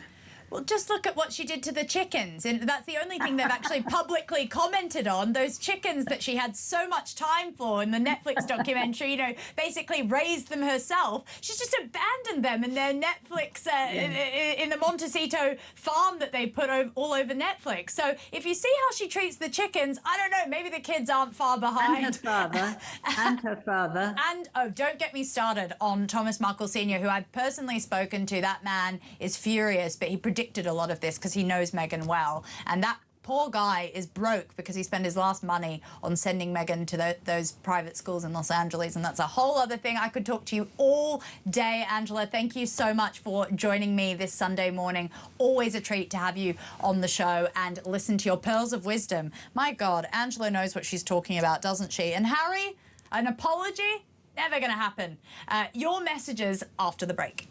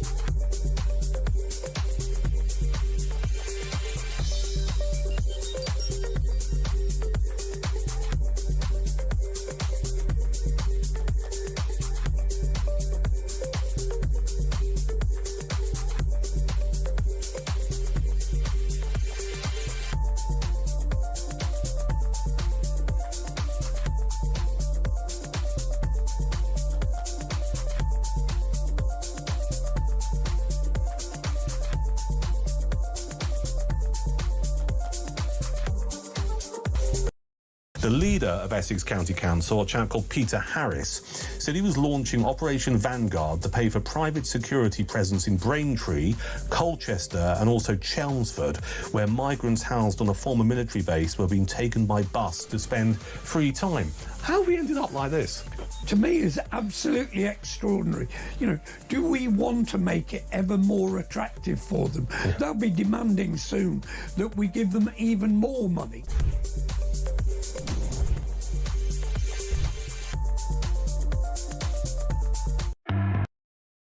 Across the UK, on DAB+, on YouTube, on your mobile, and on your side. This is Talk. Well, our chat with our Russian friend seems to have ruffled some feathers. Happy Sunday, Samara. Hats off to you and Paul, who is a pure legend. Can agree with that. I watched the whole interview with this Russian, and I couldn't quite believe the convo. Thank you for the show. Kind regards, Barry, in Edinburgh in Scotland. Yeah. Someone else has said, morning, Paul and Samara. You're doing a sterling job. I know the interview with Sergei was serious and revealing, but clearly he is a madman, and by the look on you and Paul's faces, it had me roaring. Polly. Yeah, I know maybe it's not the right way to deal with those sort of things, but I've lived in Russia, I've seen a lot of crazy things, and sometimes you just got to laugh at it because it is a bit maniacal on that side of the river, and they are living in their own, like, the West. Like, I have someone who I know who's Russian, and is like, the West is against us. It's not my partner, by the way. The West is coming for us, and it's like, no, I think we're just like enjoying our coffee, and you know, we've got our own issues to sort out. No. Yeah, I mean, it is serious, by the way. It's just Sergei is a bit mad. Yeah, and I can understand. We probably ought to say that, but the facial reactions that you and I gave, I could see yours, I couldn't see mine, and apparently the producer was saying they were quite the picture. Yes. Well, they were just legitimate reactions in the moment. You know, what are you going to do when someone says we're just going to chuck a nuclear bomb your way? Just be good boys and girls. We're like, yeah, all right, mate. Have fun with that. Let's talk to John in oh my God, okay, I'm not going to try and pronounce that. Dordogne. I'm not Alex. I can't speak French, unfortunately. In Dordogne, in France. John, welcome to the show. Thank you, Samara.